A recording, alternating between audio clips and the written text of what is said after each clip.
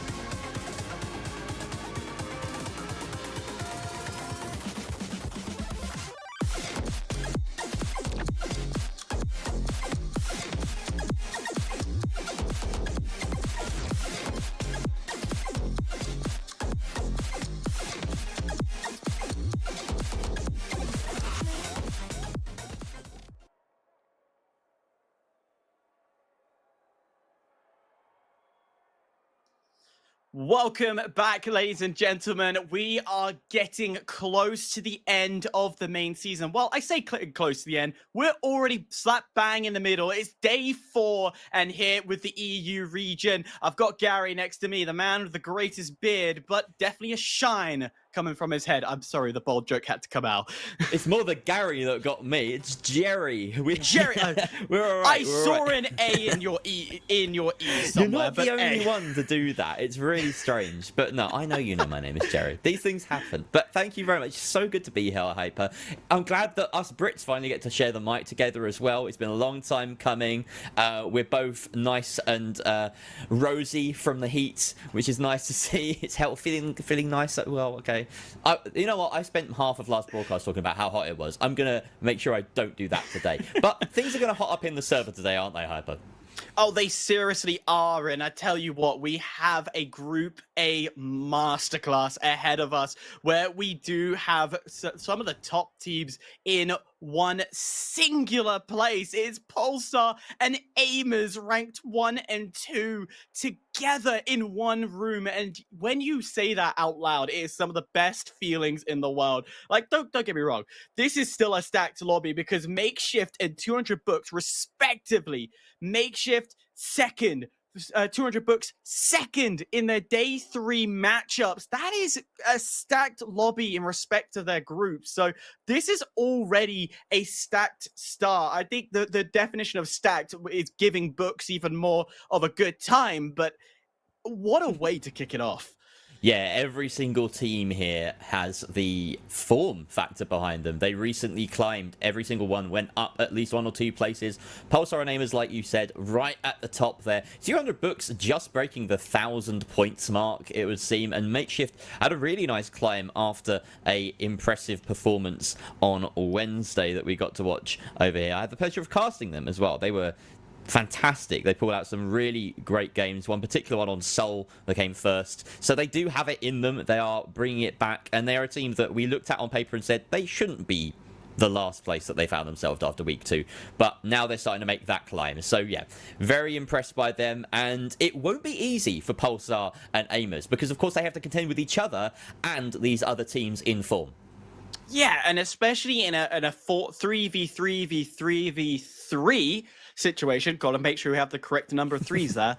It does make it harder because we know if you pair up Aimers v Polestar on that 1v1 scale, naturally that battle is going to be pretty even, and I would probably lean slightly towards Polestar taking it, especially after their performance from the last season, season 0 that we saw them. However, when you start adding that factor of Makeshift and 200 Books who are trying to make their names, trying to make an indent into the series, and particularly from Makeshift's lucky steals that they've had on a few occasions, that makes them a viable asset to cause huge upset with this battle of first and second. Well, Pulsar and Aimers, known rivals, not least because of Etelco and Elix on opposite sides of the spectrum. Twin brothers, as we know. Elix, in case you are wondering at home, we'll only repeat this a certain number of times. He is Noah X from the previous season. Undergone a rename, but still twin brothers. You don't lose that just by changing your in-game moniker, thankfully. And you might also notice Foxtrotty on the side of Pulsar Esports standing in today. So they will have a different heavy player on their lineup, so watch out for that as well. It might be a little bit harder for them than usual. We already have a bit of fighting going on between 200 Books and Aimers. Casualties on both sides, but Manda goes down, last one standing there, and Aimers win their fight. They should be free to collect Vault 1, but Vault 2 is where it's at. Makeshift being held at bay by Etelco.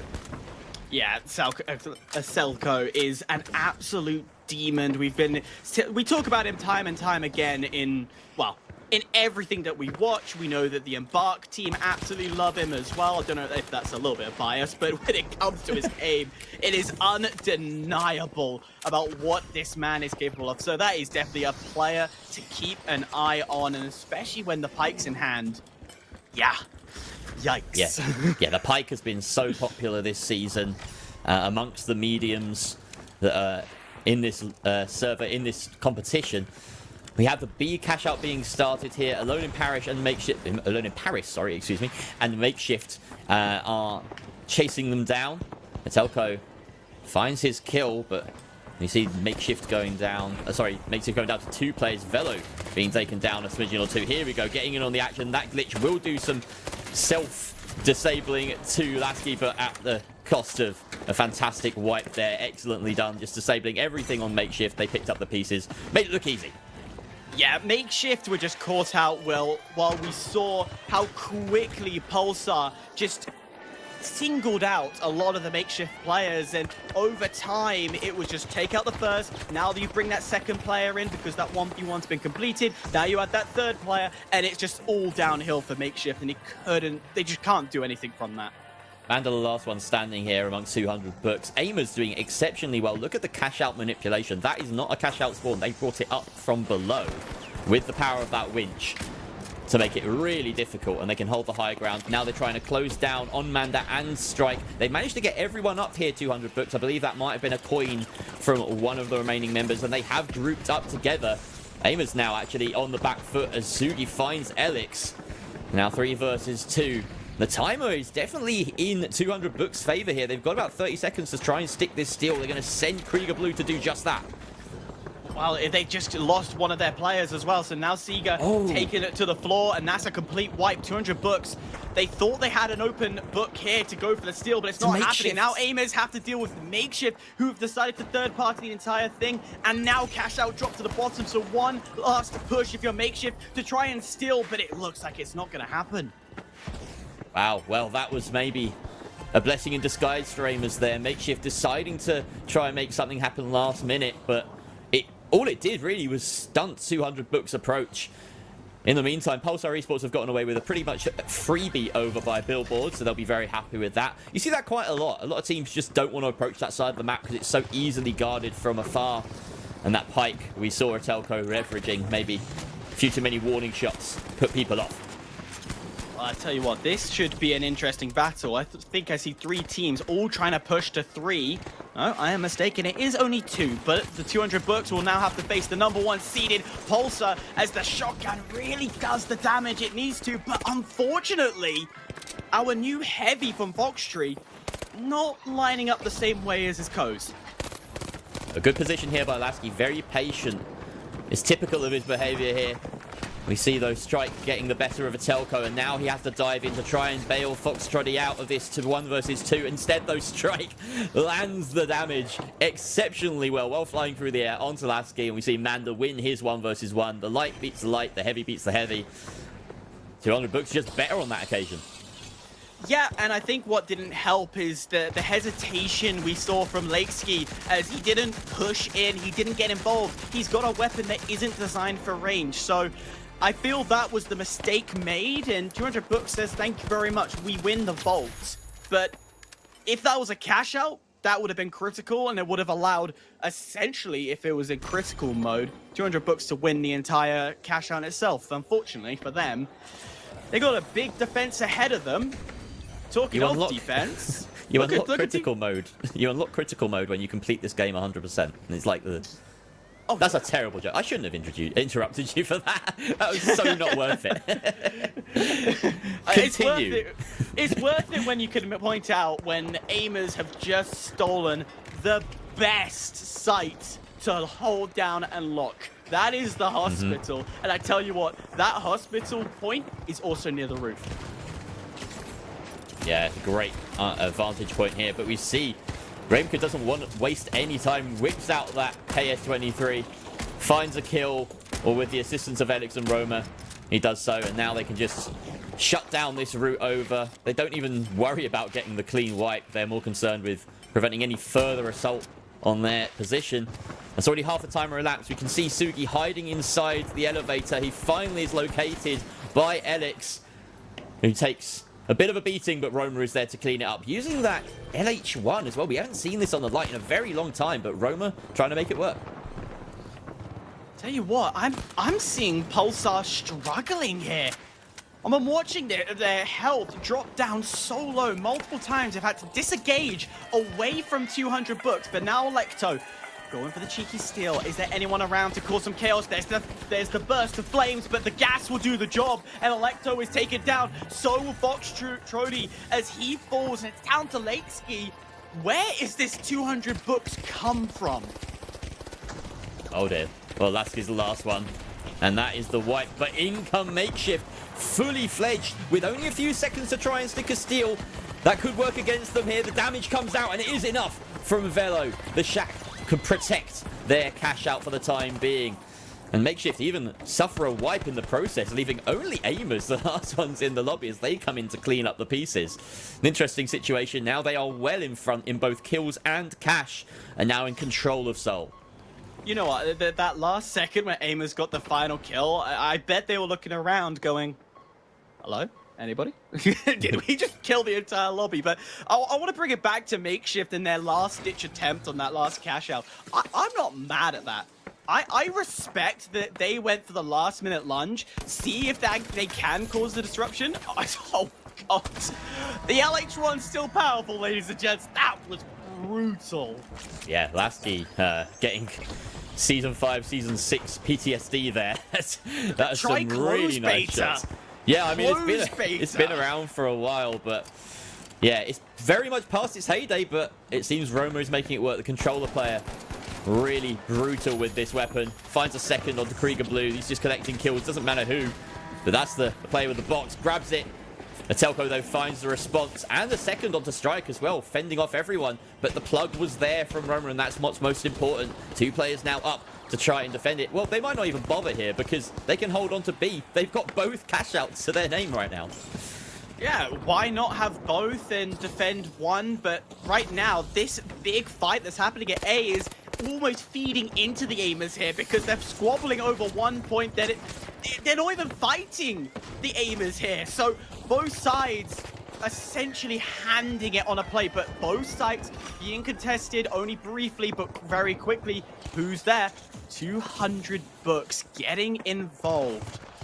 Pulsar and Makeshift both very low on players. Makeshift starting to get that spawn back in, but they're immediately deleted. Alone Paris was only in the server for mere seconds there. As Velo tried to res him out, and now he's been taken down as well. Elix cleaning up shop. Aimers are collecting points in every way possible. They're getting plugs, they're getting kills, they're getting cash outs. And they've brought down this crane, or at least someone has. And with about a minute left on the timer here, Makeshift should spawn back in a few seconds. B will be our focus, but A will be where it all centers around after B is completed. Yeah, you want to go for A. Look at how open the construction site is, how much of an opportunity you can create some chaos as well. I don't think it was meant to make you disappear, but there still just is not happening. They can't seem to do it without going up the zip line or through the teleporter. It's an impossible sight. You have to winch the thing. 200 books are blessed today. That is one of the funniest defenses I think I've seen. I don't know how intentional it was. Certainly those gateways can come out and be clutch. Raimka dropping in and cleaning up the pieces once again. Aimers are somehow managing to third party while also controlling the game. If they get a steal here as well, they will have just stamped their authority on this entire lobby. It doesn't look like Raimka is going to be that lucky today. 200 books do dive in to protect their second place finish. But that is a rough game for Pulsar and Makeshift, filling out the third and fourth positions in our first map of the day. Aimers, you said it very well yourself. Dominated the map, dominated the control, and they were constantly getting those 1 or 2 kills every so often to keep the score ticking for them. And talking of the winners, 9, 7, and 15 from Roma. That's another third place just added onto it as well. That is impressive. The one thing I want to say about Aimers is how beautifully they moved across this map.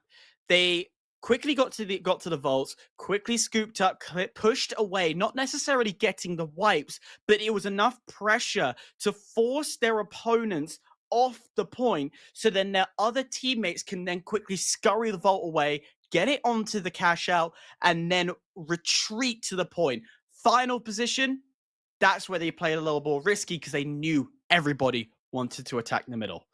I am curious about the kill record total for a team in a single map so far this season. We have been tracking these stats from the very start, but I don't have it to hand. So if someone in the back end could get us that info, that'd be really cool. But 31 total. That's unbelievable from Aimers. We don't see that every day. And like you said, it is equivalent to another third place finish on top of their already first place finish. So yeah, they've come out swinging today. Talking about coming out swinging, how about 200 books? Currently sitting 6th in this entire series. They have massively stepped up the game. You know, we saw them through qualifying. We saw how they dropped down. They dropped down. We thought they weren't going to go through, but thankfully they won their final game and got themselves through. And 200 books, like, this is a type of squad that at first, when we saw them first attack against Pulsar, it was like, well, sorry, it wasn't against Pulsar. It was against Aimers. I really thought that they were done. They were going to be out quite early. There was no winning those fights. But over time, they just slipped in. It almost felt like they slipped in at the right time to take these cheeky steals or to steal that vault away. Their timing is impeccable, and I love that from the team. Yeah, they really do have a way about them, particularly Roma. I feel like the same can be said of Lasky on the side of Pulsar Esports. They are lights with immense patience and the aim to back it up as well. So we've got ourselves into Bernal here, second of our maps. In case you're wondering where we're heading today, we've got those 5 maps along the bottom. It's going to be scrambled every single group, but the first map will always be Seoul. Second map of the day here, Hyper. Let's get into it. Yeah, horizontal style of map. So we played a very vertical style with Seoul. We see a lot of teams able to drop the vault down from above, things like that. But now there's not as much as a vertical stance. Very horizontal gameplay. So watch as the players do try something different. And if you are Strike, well, how about 2 opening kills to get things going? Yeah, he's been hitting his shots, Strike, to be fair. He was impressive in the last game. We see also now a wipe going the way of Aimers, as in they're the ones wiping their opposition. And that means that we've got 200 books Aimers going towards their respective cash outs. We can see the first in the Cathedral for 200 books and the second on cue. Thank you very much, Burrito, our wonderful observer for today and producer. Out in the open, Aimers very adept at making sure that they position that cash out immediately in an advantageous position. And we can now see it's going to be makeshift that 200 books have to fend off first. No, sorry, this is Pulsar on the way. Pulsar, poor start, but, you know, we don't never rule them out. They're going to come back somewhere else, and especially after their immense battles against 200 books previously. And, well, clean up Kiru in aisle 5 as they quickly re-establish dominance in the Cathedral. Very nicely done. Foxtrotty. It's going to take maybe a little bit to settle. Obviously, standing in as the heavy in place of Perzon. That really rock-solid roster, rock-solid heavy. And I personally haven't come across Foxtrotty, so I'm keen to see how he can do today. But yeah, obviously, this isn't Pulsar at their full strength. That is the one excuse that we can maybe give them. Roma finding Sugi with that M11. There's a lot of different weapons on show today across the lights. We've seen Roma already flex between 1 or 2 here, moving from the LH1 now onto that M11. And we can see that cash out has been moved out into the open again. It's the name of the game, the winch meta right now in the finals. And we can see a great RPG leverage to open up the standings here, open up the fight for Pulsar Esports. They're going to roll with it. Lasky's the one to chase down that follow-up damage. Really crucial. And Foxtrot does manage to keep his pace with Manda. Another clean wipe for Pulsar after their initial steal. That should probably do it over there. Yeah, 200 books, a little too clumped together, allowed the splats to come through from Foxtrotty, and in doing so, they're already down to half health for most of them, and it was just clean-up crew. The light could get in, get close and personal, get it done and dusted, and talking about getting done and dusted, Aimers, again, doing their variation of clean-up crew in the 1-by-1-by-1 method. Aimers have been flawless so far today. That just rams it home. They have not lost a single fight in Bernal so far. I'd be surprised to see if any of them have even died yet.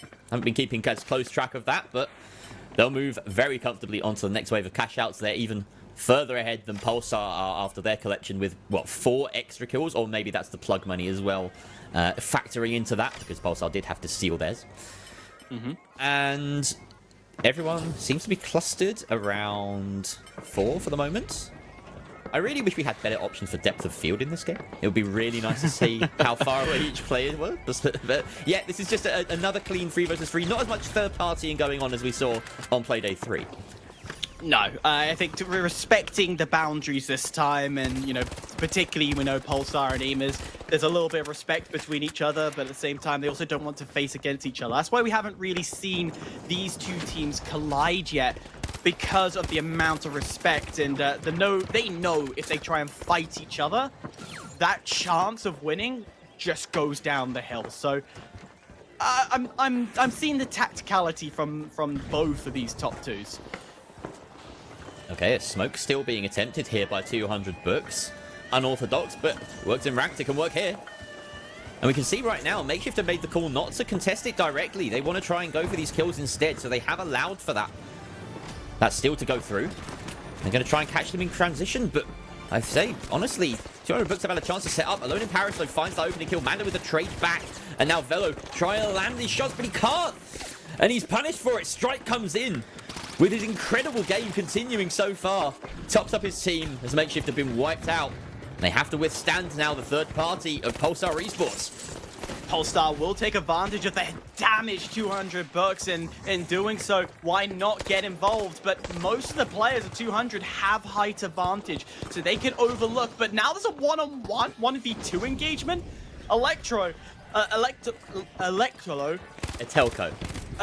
sorry. Don't worry. Dyslexia at its finest. He's over-aggressing, and we're seeing a little bit of the information gathering, but at the same time, I feel he wanted to chow. Yeah, he's definitely got the option here. So do the whole of Pulsar Esports right now. 200 Books at full strength. This is a really nice position that they've managed to make for themselves. So look at all of the horrible hidey holes that Pulsar have to worry about while they're going for this steal. Instead, they decide to send it right up to the top and get the kills first. Only about 15 seconds or so left on that cash out. They do find one. It's Elko taking down Strike. That is the kill threat really dealt with, dispatched. But the response is there. The C4 preset by Manda is enough to destroy the medium. And he follows up with another one onto Lasky. In fact, gets the wipe onto Pulsar Esports. Not looking so hot right now. One of the big hitters in this lobby. Or on paper, at least they were. You could see the tactical recon that is coming from Pulsar, and everything should line up. But 200 Book, again, it's all about timing. They're coming in at the right point. They're respawning at the right place. They're making sure they have the reinforcements. They're bunching up when very quickly and bringing someone in. Everything is lighting up for them. There's, tactically speaking, Pulsar are performing better strategy to enter sites, to steal, to defend, but 200 Books are just timing it. And I will repeat myself like a broken record, because that's literally all it is. Yeah, they are getting the better of Pulsar, and that does seem to be the rivalry that is emerging today.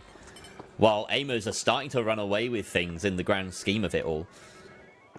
You have Pulsar now waiting over Makeshift's tapped vault, but this is a crossfire that Makeshift have established. Unfortunately, though, they've already lost Sugi, and we can see Atelco is having to dive out of the way. Velo finally finds him, evening the playing field a little bit here. 2 versus 2 over on that vault, or that cash out, as it's already now been plugged successfully by Pulsar. Must have had a gateway prepared, but Makeshift in the meantime have managed to group themselves back up, and they're here to try and take the 3 versus 2 Hyper.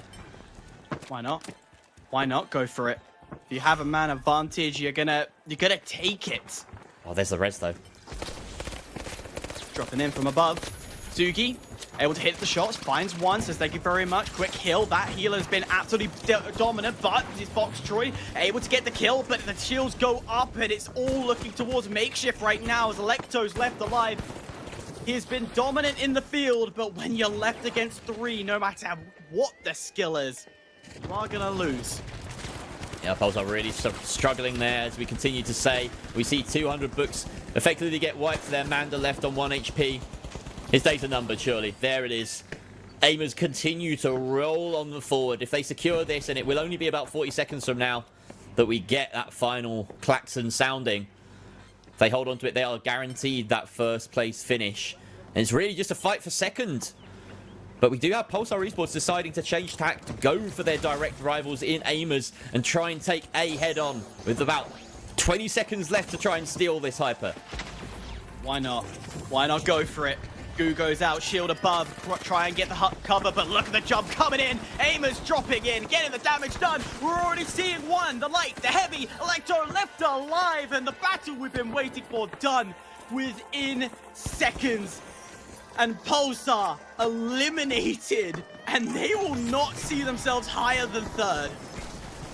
Looks like they're going to come last if things stay as they do look right now. We see Velo defending his box admirably. 200 books in a 2 versus 2 here against Makeshift, but I think that timer has gone past the point of no return.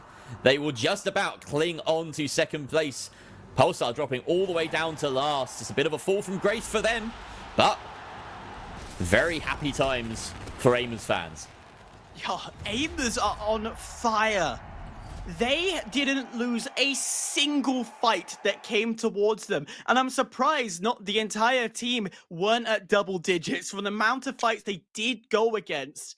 And they kept winning them. And a lot of the time is, particularly on those cash outs, their post-plant positioning is flawless. The way we saw that clearly from the final battle against Polestar. How quickly they jumped up, had visual of the entire field, the RPG splattering perfectly to cause enough damage so they could get up close and personal, get that last bit of damage. Mwah, French kiss, beautiful. French kissing now, are we? Oh, lovely. Very intimate, Hyper, yeah. So, wow, we are watching a real steamroller. This is not what we were expecting.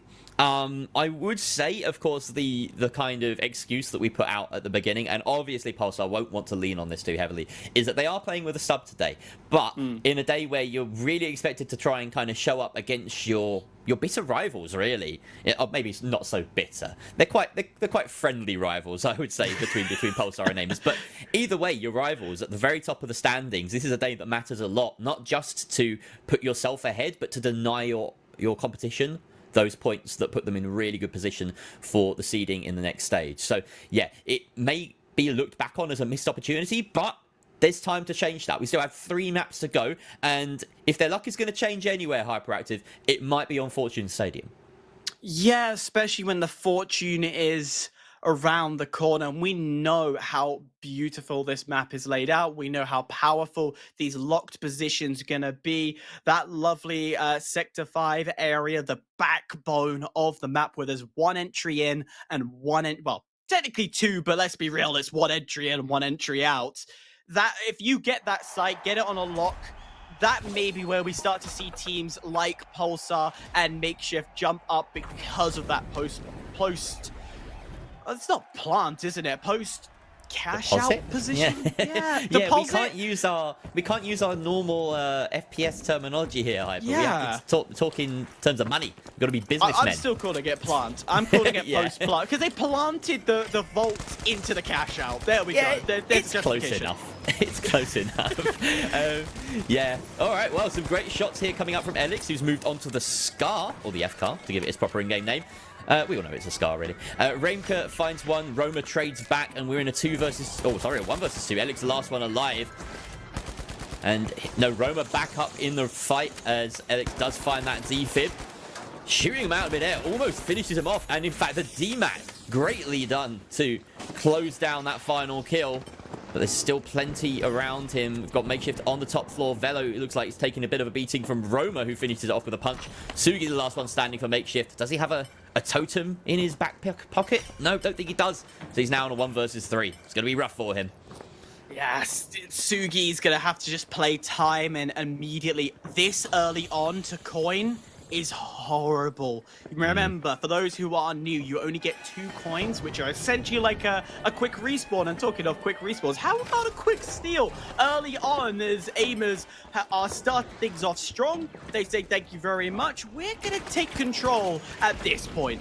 Lone in Paristos found that opening. Of course, that quick spawn off the back of Sugi, but immediately dealt with by Elix, who will add to his tally here. There we go. Gets the final tap onto Velo.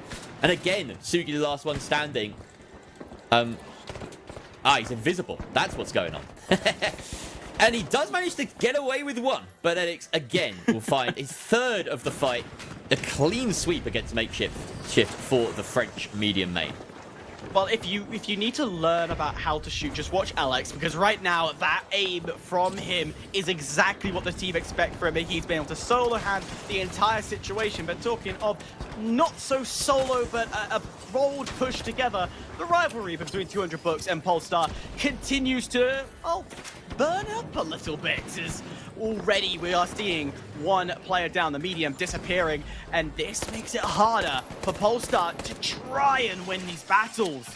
Foxtrotty taken down, leaving only Lasky in a 1 versus 3. That's a great glitch in a team fight situation, but when you've got 3 guns bearing down on you, it doesn't do anything to stop your opponents pulling the trigger. No, you need to neutralize if you want them not to pull the trigger, but you have to be 10 times closer to do much damage. And as slowly the last of the clocks tick through, there is one last push from Makeshift to try and push in, but that hesitation will not be enough indeed. And, well, Amos say thank you very much. Round one to them.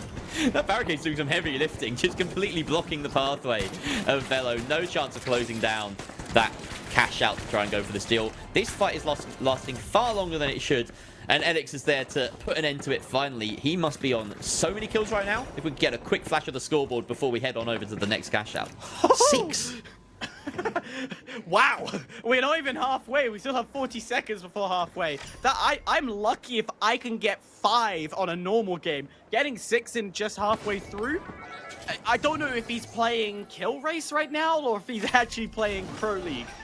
It's good to see Pulsar waking up, though, to be fair, because this has been a bit of a problem for them. They've finally got themselves now a cash out to defend. They are being bared down on. If that's the past tense of the verb, I don't even know. They're bearing down on them. 200 Books but they ran away. They've borne down on them. That's it. Pulsar are now in the corner of the building, deciding to wait for Foxtrotty to respawn so they can go for a clean 3 versus 3, because it seems as though they lost a body on the defense early on. No, that was the wrong decision. This is the hardest site. Sector 6 site is difficult. Why did you let it go? I don't understand, but nonetheless, they have been able to all get over to the Sector 6 area. Let's see what they could do here. Yeah, getting the cross, of course, making that cross is the difficult part, and now they're here. It's a bit more of a level playing field, but of course 200 Books have had some time to try and set up. This is a very nice position for the Pike to be in. It's got good rotation options as well. This entire building seems to be going down of its own accord, and they have to just roll with the chaos, as you often do in this game. Manda finding Foxtrotty is going to put a wrench in the works of Pulsar's plans here. Telko and Lasky still left up, but they're losing themselves quickly. Down goes the medium again, all up to Lasky in a 1 versus 3. He's found, identified, eliminated by Krieger Blue. I'm going to stand by my point. Polestar, you shouldn't have stepped away. You should have contested, put some damage onto 200 Books. You should have forced them away, make your presence known. And then when your heavy comes back, that's when you can all work together. I don't care if it's a 3v2. You handed this position over to 200 Books, and 200 Books are laughing at them right now. And I'm sorry, that's a bit harsh of me to say, but it's true. They might be. They may well be. If we had comms, if we had listenings, I'd love to go in and hear their laughter. But we don't have that set up for today. Oh, we'll definitely have those on the big days, definitely. But either way, here we go, tuning back in with Aimers as they make mincemeat out of Makeshift, defending their cash out D. Only about 20 seconds or so left on that. A decent winch and goo to give Pulsar an opening here. But here comes the cavalry. Roma comes in with that kill onto a Telko. That's the crucial one. Aimers taken out themselves. Is there enough time here for 200 Books? Out comes the mesh shield from Mando. We don't see this very often. There is the glitch. Is it enough? No! The kill from Lasky at the last moment from Pulsar to wipe his opposition. Benefits Aimers. An interesting choice there by Pulsar. I gotta say, on a macro sense, it might have been better to let the steal go through.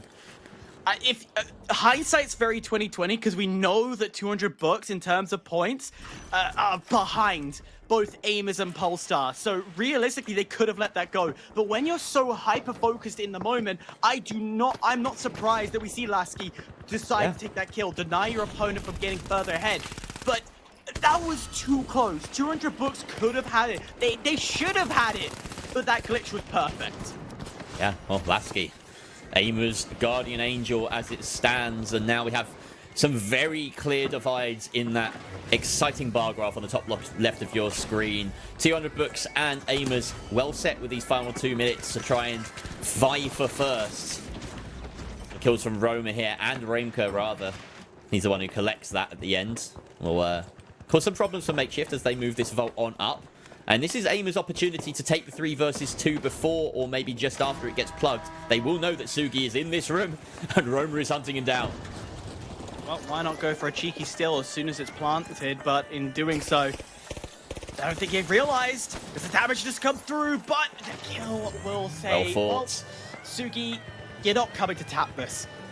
No, that was very nicely done there by Roma, deciding that he can win a 2 versus 1. He just needs to bring the opposition to him. Getting that steal going very quickly was the right call.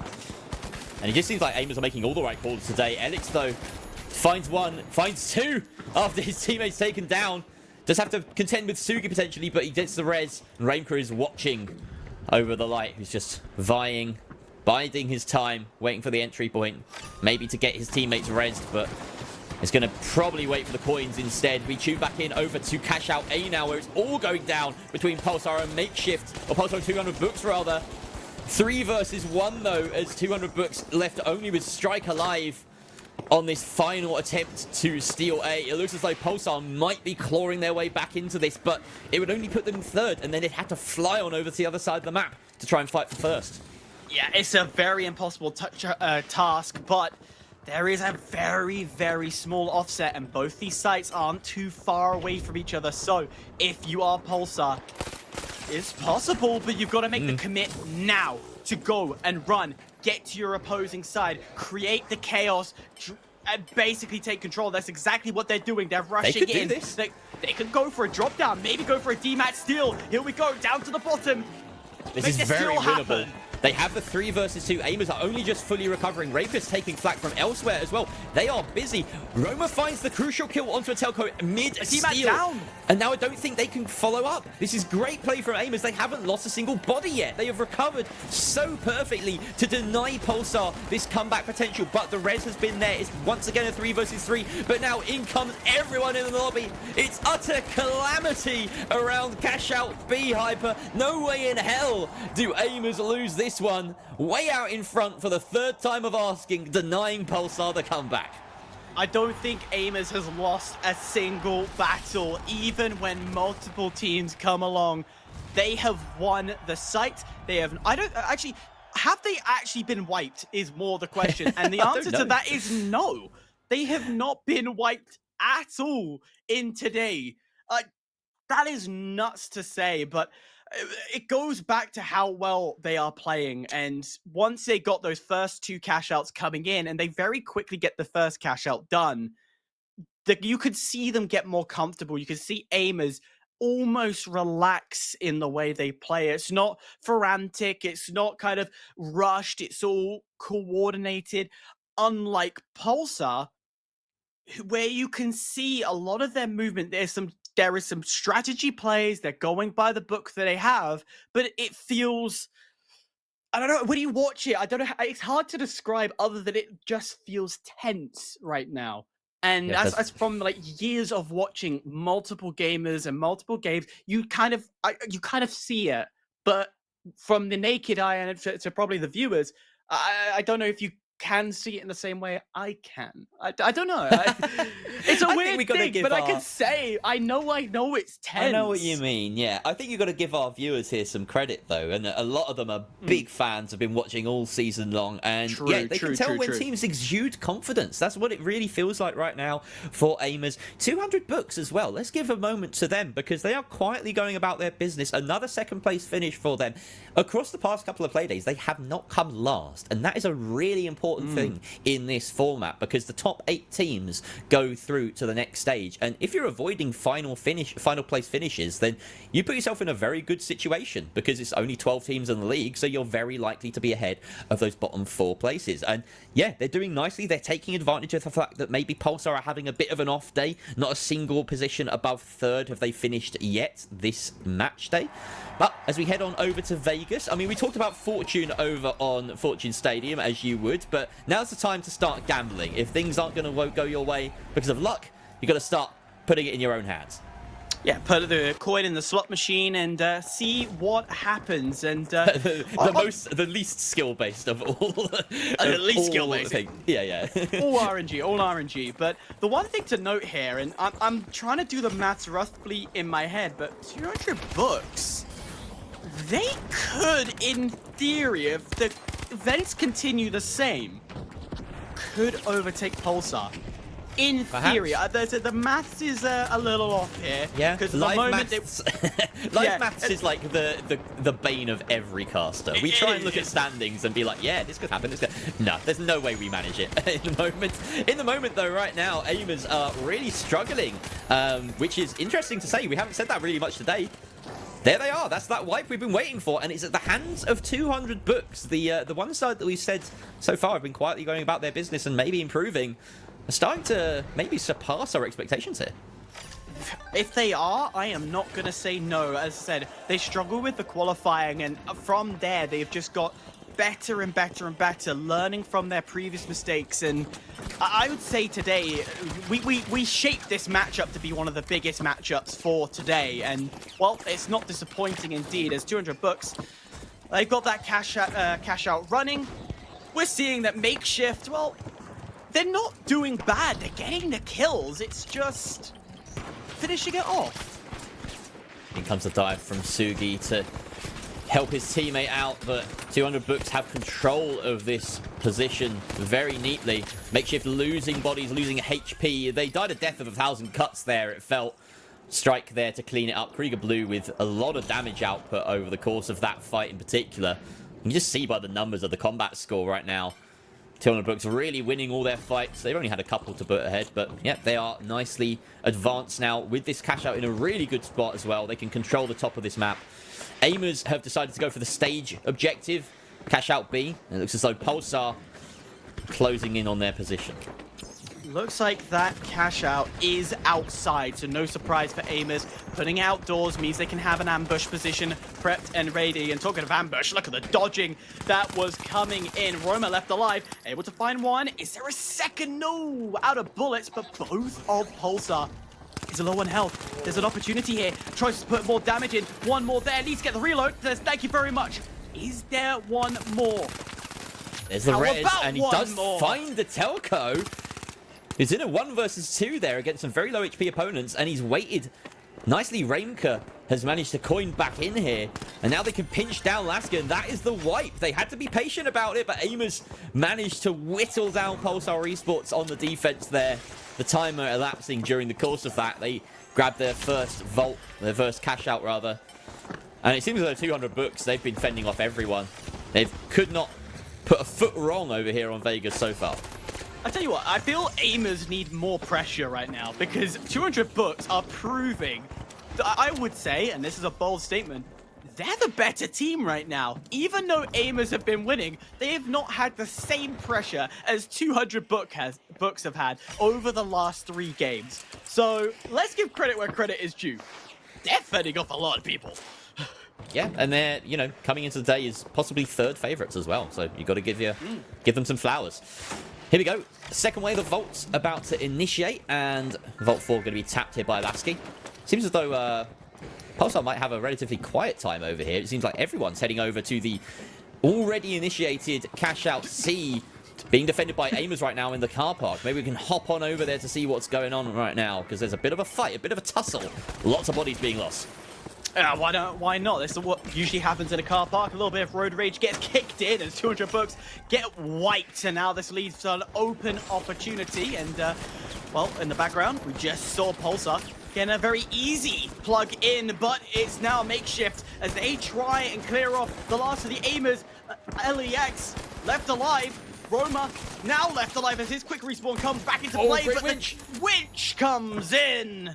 Roma taken away. What a clutch there by Alone in Paris, and that will open the door for a very quick steal. They're going to send their light after it. Nope, he's going to go for that res. They may want to get quickly on this steal because 200 books, having been wiped a lot earlier in that fight, have now managed to close the distance all the way over here and contest the steal. Missed opportunity here for Makeshift to flip the box. Aimers may be the end up beneficiaries here. Krieger Blue finds that kill. Mando with the second, and they are not making the same mistake that Makeshift just made. They are hopping straight on this, committing the resources to the steal. Aimers, though, coming in fresh with full HP, all their resources, may be able to steal this back for a three-way scramble. Yeah, very quickly, look at Amos. They're taking it away. They want it, but that glitch, perfectly timed, pushes them off. And now Amos are panicking just very slightly as they realize this is still not safe. As you can see, Makeshift getting involved. Manda has some free reign to go and try and heal some of his teammates or allow them to coin in, as they will coin in at this moment. And 200 books, they could come right back and create a frontal force of defense again. About 10 seconds left, wave after wave of teams committing to this third party, but shot in the back is one and shot in the back is another. It's like the sniper in a cathedral meme. There's always a bigger fish. And the big fish at the end of the day are aimers with the kills, but it is 200 books that make it out with the money. Pulsar very happily and quietly twiddling their thumbs in the corner. Yeah, this is the first time they've had a breath of fresh air. They have been in the thick of it, and not the KSI thick of it, the proper deep end of it all. And finally they get a breath, and I feel this is good for them. You know, you get your little breaks between matches, but actually having a break and being able to sit down, coordinate with your team to say, right, we've got a free opportunity to go and win this now. Let's not royally mess it up. The trades coming out here. Roma stays alive, keeping himself in the fight, cleaning up the low HP targets. We saw Remka really commit himself to dishing out the damage with the SA-12 there. And now he's been brought back up. So 3 versus 1. Roma decides his teammates can win the 2 versus 1 by themselves and gets hot-footing over to the other side of the map. He's going to take a moment in this brief lull in the action here to thank our anonymous gifter here in the chat for sending out a bunch of tier 1 subs. Thank you so much. It all contributes to the prize pool over here, which is ever growing, currently sitting at 1.1k. Really nice stuff, and it's going to keep on going if you're continuously as generous as you have been. Entire community have to thank you for that. Talking of generosity, Makeshift says, thank you very much, Polestar. Your little break has made you lose your edge as Polestar gets wiped off the map. And as we start to head closer and closer to OT, which will only at the moment got 2 seconds, but when this gets plugged in, it will be an additional, what do we say, a minute maybe? When it gets there. We'll see. 49 seconds. There we go. And now, yeah, 2 minutes total is what we're left with here. With Cash Out Beat, of course, being done a lot sooner than that. We see a bit of a fight from the 2 third-partying teams here before they can make a proper approach. Pulsar Esports and Makeshift dueling across the rooftops. Pulsar Esports are the one caught in the middle of this sandwich, and they're probably going to suffer the most for it, taking flak from both sides here. Managing to juice themselves up, but they have to be really careful about how and when they choose to engage, or whether they choose to engage. They are going to land some shots. Great team fight there against the whole of Makeshift, who really kind of fumbled the bag, and that has wiped the pink team. Oh, but in come aimers to grief them. We've got Roma getting in on the action. It was just a little tap, a little hello, but aimers, they're making their presence known. Try and keep all the players on the edge, but right now, everything looks like the same story as we've been talking before. Pulsar having to go for steals, having to make these big plays, and right now they have that opportunity, but very quickly the glitch comes in. He's able to force off, and 200 books once again, defending like gods. Yeah, and because of all the action around this cash out, 200 books have managed to push themselves up in the kill count so far. So that will put them in first place momentarily, but of course, if aimers can defend their point well enough and collect kills on the way, then that will put them in first. But at the moment, it's under pressure from Makeshift, who are committing bodies to it. Out goes the glitch. They will not suffer death just yet, but there goes one. Now they're level pegging in terms of cash. Can they get a second? No, they can't. A trade back Elix gets that res back up. Roma assures his team that he can add to the kill tally.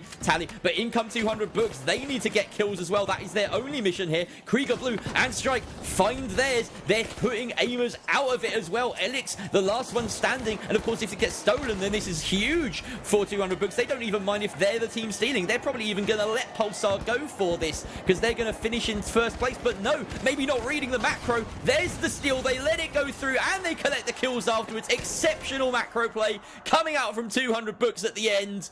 Pulsar Esports the beneficiaries as they finally climb out of third into second. But aimers, what a drop from Grace. Down from first, all the way to third. Yeah, finally the pressure getting to aimers and 200 bucks masterminding, almost being puppeteers on that final half of the game. And I love it when a team can just take control of a situation, decide who is going to get what position. Like, it's beautiful to say, but we say how great it is and how that, you know, pushing aimers down the list and finally punishing them. But in my mind, I wouldn't even want even Pulsar to have it. If we look at the bigger picture, as we mentioned before, the potential for 200 books to overtake Pulsar, well, why did you let him take it? I think it's fair to say that there is a reward, of course, for being first over second, right? There's that element of it because, of course, they're going to get that 100 points. In terms of the seeding and finding kind of rivals within the standings, of course it matters a lot. But right now we're looking at a team in 200 books that started the day in 6th. They're going to get all the points they want, that they can. They're not going to be trying to manipulate their position here. They're just going to be doing their best to get that top seed. And they've done that so well in that game. Incredible stuff. Oh, yeah. Great decision making. And the shots to back it up as well. They had to win their fights to do that. And they've done exactly that. So yeah, commiserations there to aimers who may feel hard done by in that final moment. But, you know, that was exactly what 200 books should be doing. So you got to give credit to them.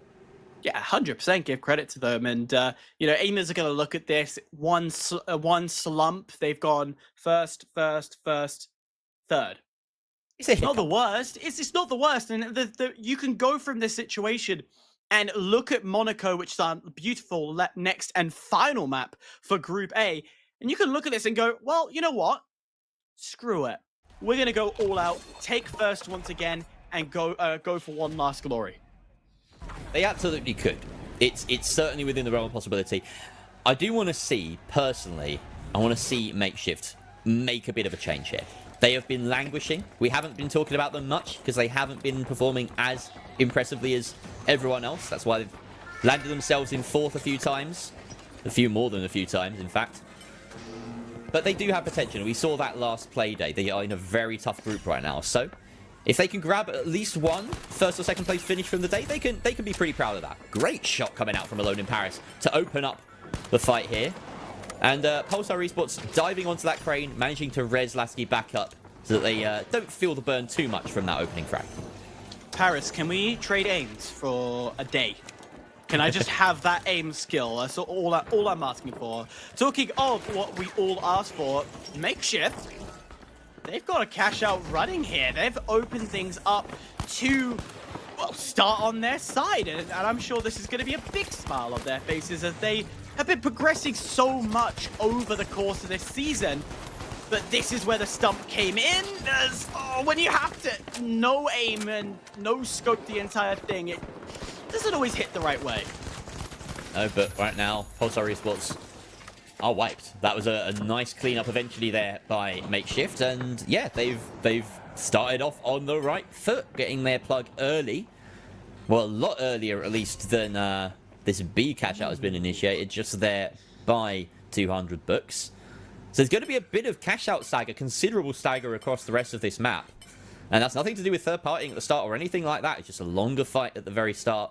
So, yeah, we're going to have a very dynamic Monaco play out ahead of us. I quite like this, to be honest. I think it really introduces another factor of strategy that we have seen a few times. We saw it at the end of that game on Vegas, and it really just throws a lot of wrenches in a lot of plans in all directions. Yeah, what we're going to start to see from this offset is everyone is going to gravitate towards Makeshift, and they're going to go towards A. A lot of teams will fight. The only team that will remain by their point is, of course, 200 books. Well, as you can see, just on cue, and as I say, everyone could go for A. Once A is completed, you go towards B, try and fight over that. If you're a team that's on the outside and have just spawned in, you might go for the vault, put it in, and create that next offset on the next game. So that's what they're looking to do here. And right now, the offset is creating a chaos because aimers have been wiped. Oh, and here is an opportunity now for Telco to jump on this cash out. He has the protection of his teammates. Makeshift, though, diving in. And, of course, that time is going to help them massively. Sugi finds the kill onto the Telco. That's going to help even more. Now, down to 1 versus 1. And, in fact, Foxtrotty, the sub for the day, wins that fight. But, importantly, of course, that was not Makeshift's win con. They have the cash in their back pocket. And they can now happily respawn and move on to the next vault. But we still got about 30 seconds or so left on cash out B, and a few teams with their eyes on it.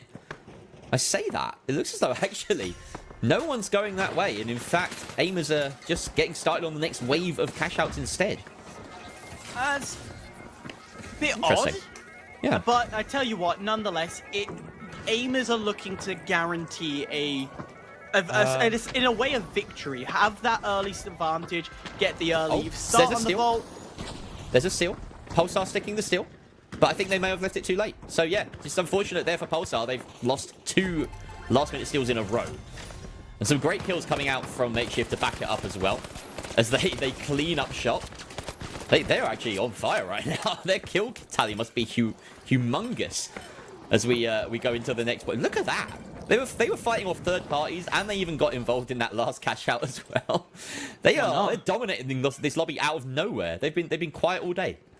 They have been quiet. They are currently on 14 kills on top of that. So that's already just shy of 4th position. So no matter where they position, they're going to double their points.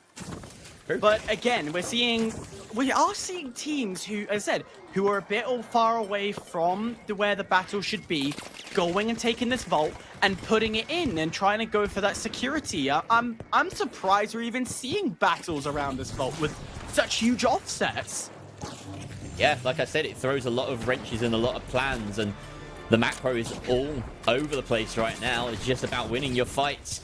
And right now, it's 200 books that are winning theirs. We see Pulsar diving in elsewhere, but of course the cash out over on C has already begun. Aimer's managing to fend off Pulsar getting the wipe here, but now we're looking at 200 books trying to take down Makeshift and get this steal going. They're left with only 2 players, though. Makeshift holding resolutely as they have been doing all Monaco so far. Getting the kill. Sugi adds to his tally, takes down Strike. The Lights doing battle. Down goes the Heavy from another Heavy versus Heavy. Everyone's just winning their ones on Makeshift, and that's the wipe.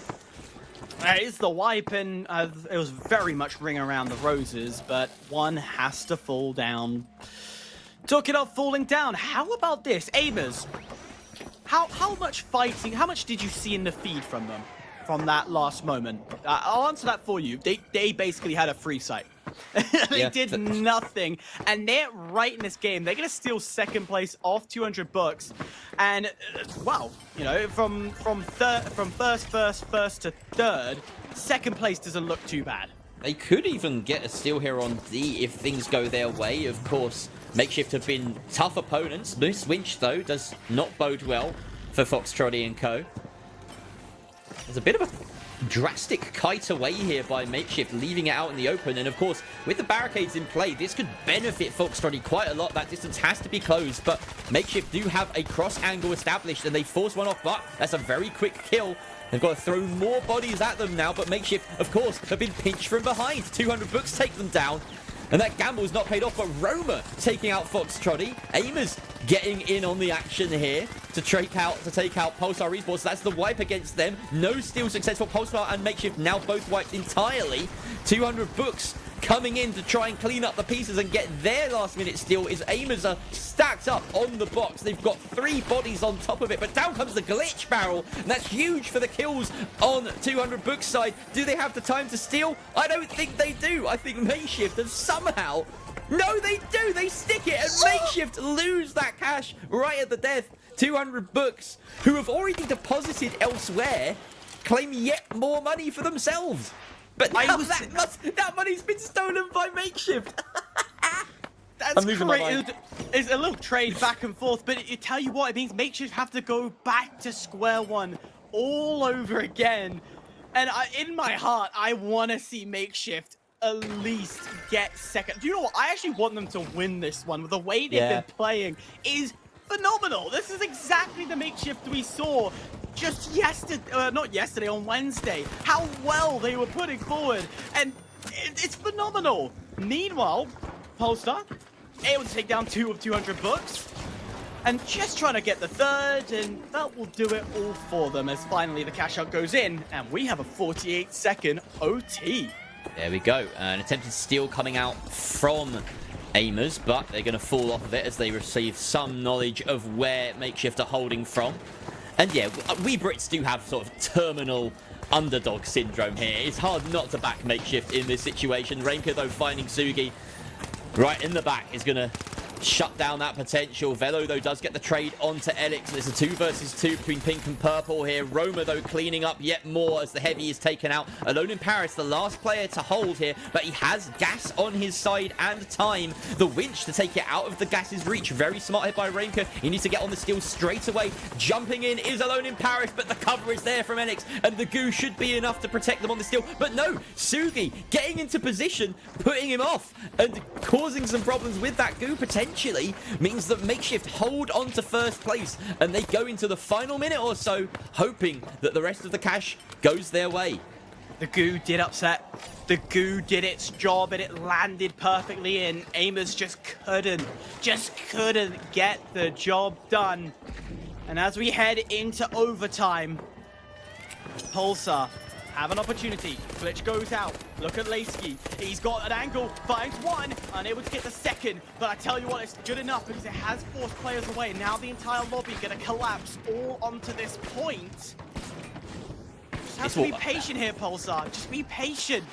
This will only buy them third place, though. Right now, Makeshift are also playing for Pulsar. They're very happy with Pulsar getting this cash out. That will secure the pink team. Yeah, 200 books have been wiped. That pretty much puts them out of contention. So Aimers, can they stick this skill? That's the big question. Raimka taking a lot of flack from 2 teams. Absolutely no chance there as Makeshift understand the score. They understand the win condition. Pulsar still fully up defending their own cash out. Means that Makeshift don't mind they're only down to 1 player. They will secure first place.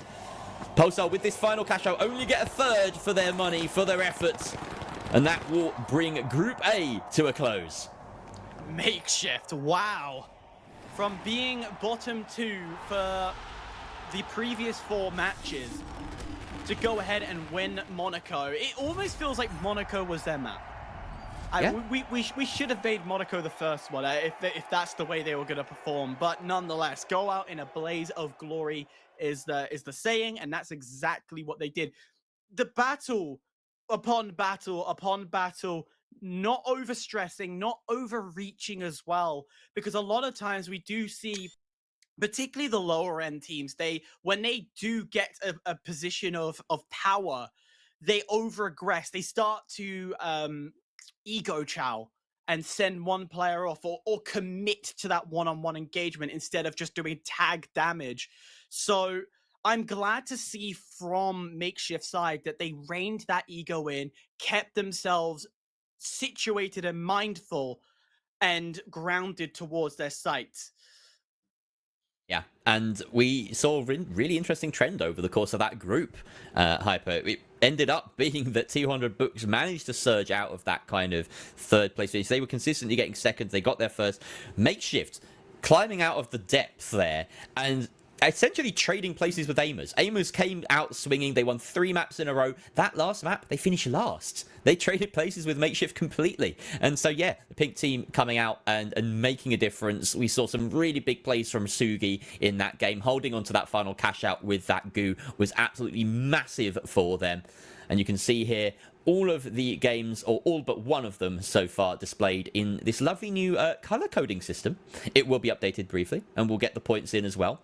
This is what it looked like after 4 games. So we'll come back to us and make sure that that's updated before we show you and talk over it in detail. But it's fine.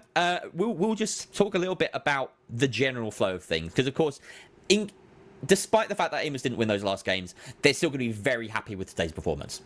Yeah, they're gonna be extremely happy. They've come in 3 wins, it's 100 points for each one, and in doing so, they're gonna overtake and take first position right now. They're gonna extend that lead. But when you look at the grand scheme of things, yes, that lead is so important, and getting those first three. The ending is gonna be the problem because when you look at the I'm looking at the board at the start of things before the whole game started. Mm. It's a mere just shy of 80 points gap between Pulsar and the Goats. Between the Goats and Aimers, well, that's only, hang on a minute, maths in my head, 30 points between them. So that trailed end, I feel they're going to kick themselves for it. I feel they're going to turn around and go, darn it, we could have done a little bit better. We shouldn't have put ourselves in the red. What if we got third? What if that happened? We could be leading on day 4, etc., etc. So that's something that they're going to be thinking now when they look at the entire scoreboard. But as I said, credit where credit is due. 3 in a row. They have to look at the positives and say, we did well on those first 3. We controlled the map. We controlled every fight, every engagement, and didn't waver.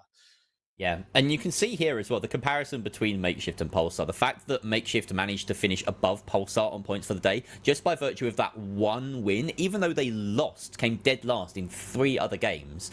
It's outdone the sort of average to middling performance that we saw from like middling to underwhelming performance, if anything, we saw from Pulsar today. So yeah, it is really important to be fighting for exactly that top spot and settling for no less. Don't settle for second in this format. You really want to get first. So we've learnt some lessons here, Hyperactive, on Group A. Of course, we do have Group B coming up. It is not quite as stacked in the back as that group was, but of course things didn't play out exactly how we expected here. So there's no script in the finals, Hyper. We're going to throw to a very short break. When we come back, we've got Group B coming right up.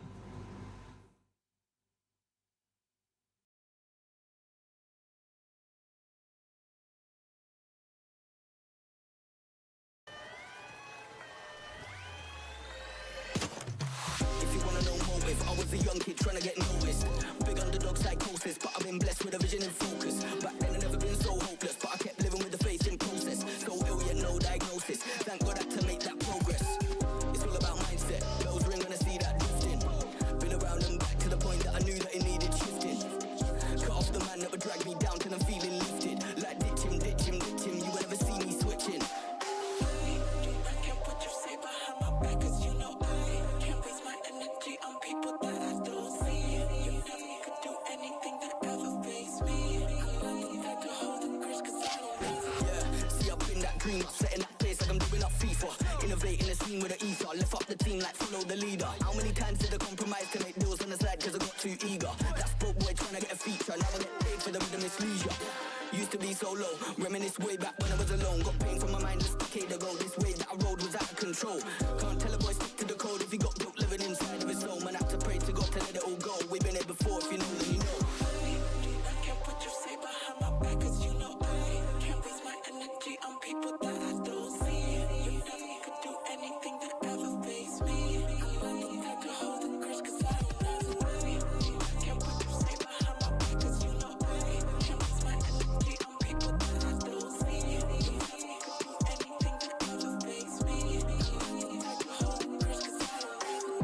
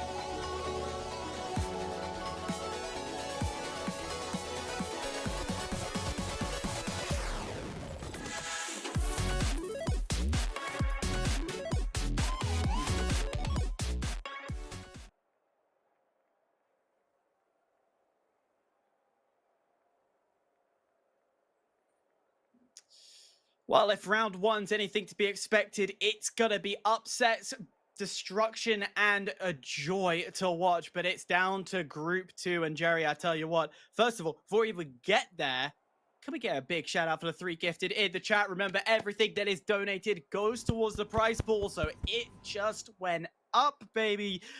Jerry, what a match that first round was. Yeah, some exceptional plays. I didn't say unbelievable once, is something I mentioned as we came in behind the scenes. It was a believable group. Perhaps the only time I could have let out the unbelievable would have been at the very end when Makeshift got that final first place finish out of nowhere. For the rest of it, it seemed to be playing out as we expected. Pulsar, of course, with that sub, made a little bit of a difference to their overall performance. But we do have to give credit to them where credit is due. You know, it is difficult when you're a long-standing roster to adjust like that. Now, speaking of subs, we do have a fair few in this group. Group B. NDA, Team Extreme, the GOATs, and Vatican Esport. On the side of the GOATs, we have Alphonse stepping in for Carnifex. And on Team Extreme, a very familiar name, Samquabox coming in as the substitute heavy for the day. Yeah, big changes. And again, like usually when those subs come in, we do see a different style of gameplay. We see the performance not being as optimal as what you expect from before, but you know, let's take the leaflet out of the COD scene. Sometimes a sub makes and breaks. Just take Optic Texas. They went from last, brought in Mercs straight to top, but things like that can happen even in the finals. You know, you go from last, and that sub can make a difference, and that's what all these teams are hoping for. But their sub is as good as they say. Here we go, kicking things off on Seoul. Under construction yet again, where we're beginning every single group today. We can see right now Team Extreme facing off against NDA. OG being topped up here, arranged by PRN on the light as well. A different name to the name that we were seeing on Wednesday. Out goes the glitch, but there's no one there, and the dome is already dissipated. So Samquabox finding Airshoe. Maybe a little bit of that decoy working out for Team Extreme as they close down the final 2 kills as well. PRN and OG eliminated. A nice opening here from the team in purple, Team Extreme.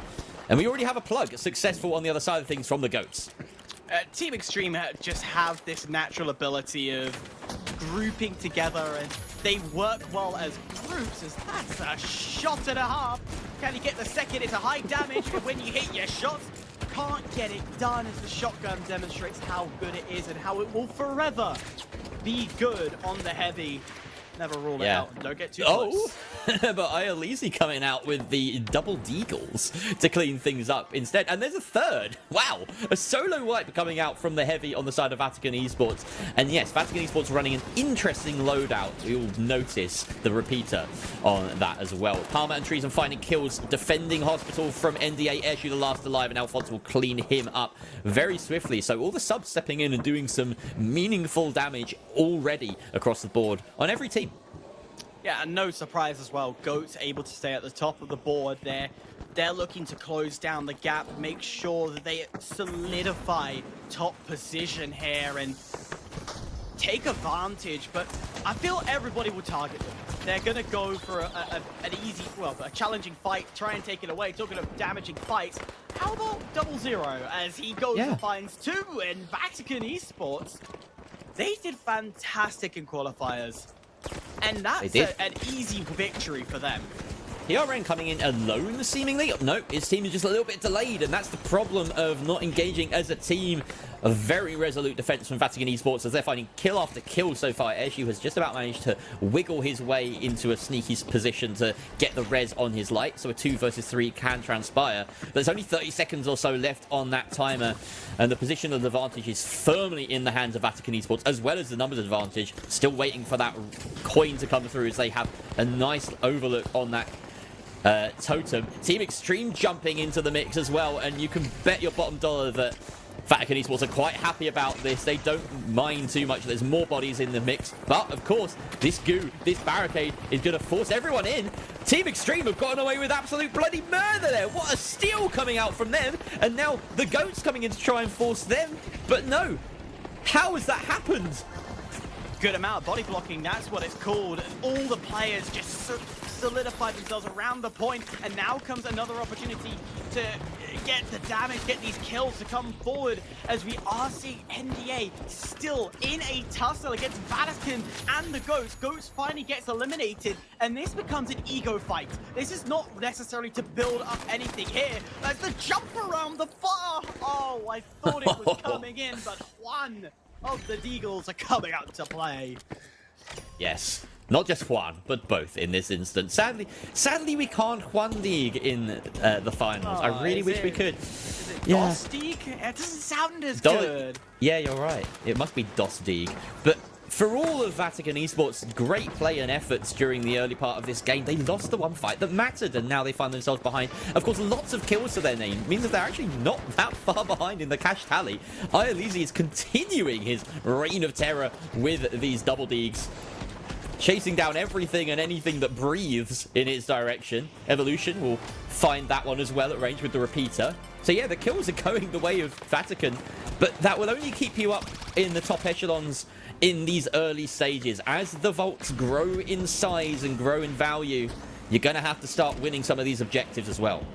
Crane's still in play, and that critically can really make a difference for height battle. I don't think we've talked about it too often. All right. Who's the Down one he who goes. fired the RPG? He knew you were talking about it. Exactly. Who's got streamer advantage? Huh? Here come the goats. Oh, and Team Extreme, in fact, everybody joining in the fight on construction. Of course, this is just the epicenter of all the chaos on Seoul, and even NDA are getting on the action. D is under the control of the goats, but only Treason is left alive. Not sure where he is, hiding out in the corner somewhere, hoping that the steal doesn't come through. At the moment, NDA, the best equipped team to try and deal with it. The goats have managed to get their reses through. But the question is, can they converge on this steal attempt quickly enough? Team Extreme may want to get some kills here, but no, they are not going to do the goats any favors there. The goats instead turning their attention to cash out C and going for the steal over there. In fact, NDA are currently having their cash out stolen in 2 locations at once. Yeah, Team Extreme was trying to go for the cheeky steal behind the wall with the D-mat in play, but couldn't do it. So now the position's given away as now the steal comes in and up from above. Here comes NDA, but the steal's taken away from them. So Team Extreme, well, no. Yes, Team Extreme, Team don't Extreme get it got it. done. I thought, so Yeah, much happening in one place, and NDA come and They're take back. it back. They're back. It might as well not have happened as they get that wipe and they get the steal back. NDA and the goats basically trading places over the course of the past minute in terms of cash outs, and really NDA the ones that have benefited from this. Of course, their time are now basically elapsed. They have that money in pocket. The goats still probably have to withstand 1 or 2 fights, but this is a very nice position to defend on this map. An impossibly difficult task if opponents have this high ground to try and go for the steal. Palmer sees what's happening, gets 00 with the winch, and now they go and clean up shop or house or something, building. Treason finds Evolution, leaving only one standing on the side of Vatican. Much better chance for NDA to try and come and seal, though, as the goats holding on. If NDA managed to make this 2 in a row, then that'd be huge for them, but no, the kill is there from Alphonse. PRM with a trade back, but that should be it. The dome shield on top of his own cash out to just body block as much as he can, get the res, and see out the timer. We see now the goats and NDA firmly at the top of the standings. Team Extreme and Vatican Esports, despite all their kills, really struggling down the bottom.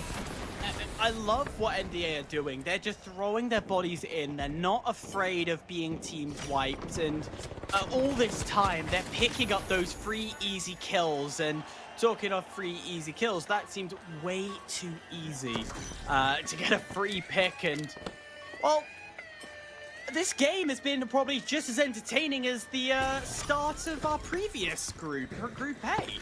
I'm wondering what the goats are up to right now. They are in server, and it doesn't seem like they would go. They're actually pushing the point right now. Marita, give us some visuals on this. They are trying to push B, as it's just been stolen by Vatican Esports, who are now forced away. 00 does find the kill onto Palmer, though. Treason brought back up to life, so they fended off that initial assault. Interesting move by the goats to decide not to go all the way round to Vault 6. Of course, their positioning after that cash out confirmed maybe made it a little bit difficult, so going for B was the play. There's the res now. Everyone in the lobby back at full tilt. We can see where these teams decide to push. Already the GOATs stepping away. They know that this isn't the fight they want to play against. They want to time it and try and catch them off guard as the steal starts to go in. Now we start to see the GOATs go, right, we have an opportunity here to third party this whole situation. Steal from Team Extreme does go through, but the GOATs are here to play as the only one member of Vatican is defending what was their site, a winch to pull it in cover. Now the GOATs have an opportunity to get a much safer steal. In doing so, NDA are causing a little bit of turmoil, distracting Team Extreme. I can't believe that the GOATs have managed to get away with that. They're going to let out their battle bleats or whatever noise a GOAT might make, as they only have 10 seconds to hold it off and secure themselves a first place finish, unless there's a heck load of kills for NDA. But after this, it just becomes a team deathmatch for the GOATs, so they can certainly protect their lead. And really, we should now just jump on over to Billboards and see if NDA can hold off the tide of every single team coming in to try and steal second place from them. No overtime here. Just a straight battle. 25 seconds left unless one team can quickly plug in another cash out. But as the steal starts to go in, the gas is being put onto point. A little bit of health left as Alfonso says thank you very much. OJ is getting eliminated, and in doing so, now NDA out of the question. Team Extreme have control. With the last 5 seconds to clock through, Team Extreme say thank you very much. And hello, second place. Vatican Esports just unable to close that distance after they were wiped earlier. It's a very nice and clean victory for NDA. Understanding the assignment, going for the right objectives, even, you know, not resting on their laurels and saying we should defend our cash out. During the middle of that game, they said, no, you know what, we should go for the construction site. It should be a lot easier to hold, or a lot easier to take control of, and they win on the timer. They kept that pace going. So many kills going the way of Vatican Esports. We saw how incredibly they burst out of the gates at the beginning of that game, but I feel like the very first steal that went against them at the last minute from Team Extreme really knocked the wind out of Vatican Esports' sails. Maybe for objective, but I'm sorry. How did you say the entire thing about Vatican so calmly? That is 25 points that they have gained off kills alone. That is impressive. Yes, I can agree. I will agree with you, Jerry, that 100% the objective is just not going away. That first point, not their story. And every time we saw them, they had opportunities, they had steals coming onto their side, but very quickly they were snatched away or distracted by another team who are third-partying the situation. Those kills still is too much of just they need to focus on one area. They need to focus on their point. We can definitely say that that won't be a trend, right? Vatican Esports are probably not going to come last every single game. Okay, they didn't perform especially well in the last Playday. That is the kind of overall point here, though, that we have to be careful of making. They got one first place finish yesterday on Wednesday, but I don't see them finishing last many times if they can put out that number of kills. It's a bit of an anomaly usually when you see that number of kills at the bottom of the leaderboard. They shouldn't be too nervous or worried. No, they definitely won't be worried, and they're going to look a lot of the time, and I feel we kind of don't say it because, you know, we are talking about the pro scene and all that, and everyone's afraid to say it. I'm going to say it. It is luck. There is so much RNG in the sense of timing, opportunity. Yeah. You could be the best of the best, top shooter. You could be, I don't know who's right at the top of the moment, but you could be the best of the best, but still come out dead last. And it's so easy in this game to do it. So that's why I am not worried for Vatican. I think their luck was not for them. But when it comes to round two, they're going to take full advantage. Already you can see taking advantage. NDA getting that first kill, saying thank you very much. How about two? Make that three? Question mark? There we go. There it is. He just made us wait, just teasing us a little bit there. And yes, like you say, luck is a big factor, but skill does average out over the course of the season. So yeah, we're not expecting Vatican to go down lightly here. Palmer, unfortunately, ending his own life with the RPG. They're not the impact he'd have liked. Alphonse left alone here against the whole of Vatican Esports. He's probably just going to wait for that coin, allow Vatican to get the plug, and make sure that they can give chase a little bit sooner as he finds the res onto Treason. Palmer will be up soon, as long as they can navigate the pesky mines left behind. Of course, a light has to be very careful of these, sending in the medium instead. Up, and there's the trigger, but it's fine. They will regen before they get into another fight. I say that as Vatican Esports are actually holding them off. they've got a perch. If you imagine the LH1 sat there, I think the last time we were playing on one of the times on Cis Horizon, we had one of the lights sitting offset to this from the museum, and they'd pulled the cash out outside, and it was just so beautiful to watch. So I think A is going to get quite busy right now because we can see NDA losing a lot of bodies. They are defending it right now, and of course Vatican Esports holding off the goats who decided to third party over here. So the kills come in for NDA, but the question is, can they force off a second wave of assault here? Airshoe finds that res onto OG, very important after Treason takes down his teammate, but Treason finds Samplebox as well. Team Extreme is suffering, NDA suffering, the goats are all up and ready. They have chosen to third party here. They may be big hitters, but then it's not beneath them. It is a valid strategy. That is part of the game, ladies and gents. Airshoe and OG, though, finding the kills on the goats. And Alphonse, last alive, left scrambling. Somehow, NDA have protected their bounty from two teams. Yeah, why not? Why not? Extra kills for themselves, and they're jumping up the board. As here now, look at them, 5,500.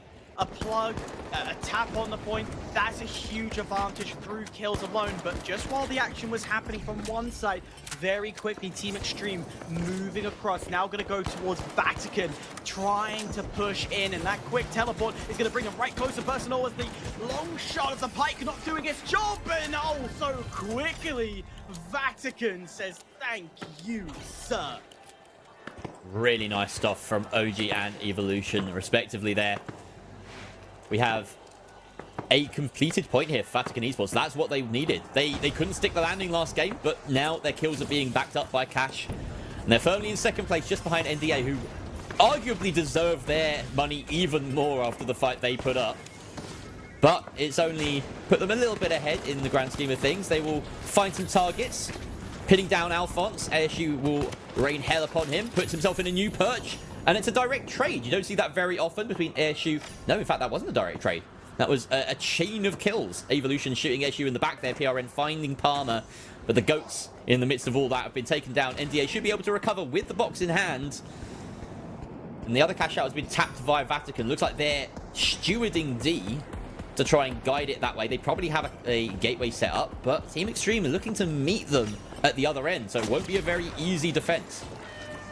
Here comes a quick cheeky steal, and I will say cheeky because there's not many of them stood around. As very quickly now Vatican realized they were just stood a tad too far away and now have to do the job of killing as they drop down. Here comes the winch, not able to land the way it wants to, and one by one Team Extreme take away Vatican. Wow, Vatican may be gambling a little bit too much there. We understand the idea of playing for the retake, but if you have to then get the kills, you can't kite, you can't stall. It just removes so many options from the fight for yourselves, and maybe they did go a little bit too far. Maybe they weren't fully set up. Of course, it was an immediate steal from Team Extreme. So very nice reading of the game there. Treason on this high perch. They love doing this, Goats. It is a signature Goats move on Cis Horizon in particular. That Sky Goo Fortress. It's working out for them so far, but the reses have come in both directions, and the trades are there. Still 3 versus 3. Airshoe taking up perch and dealing Treason a taste of his own medicine. Takes him out. And now a 2 versus 2 here. Slow res on both sides.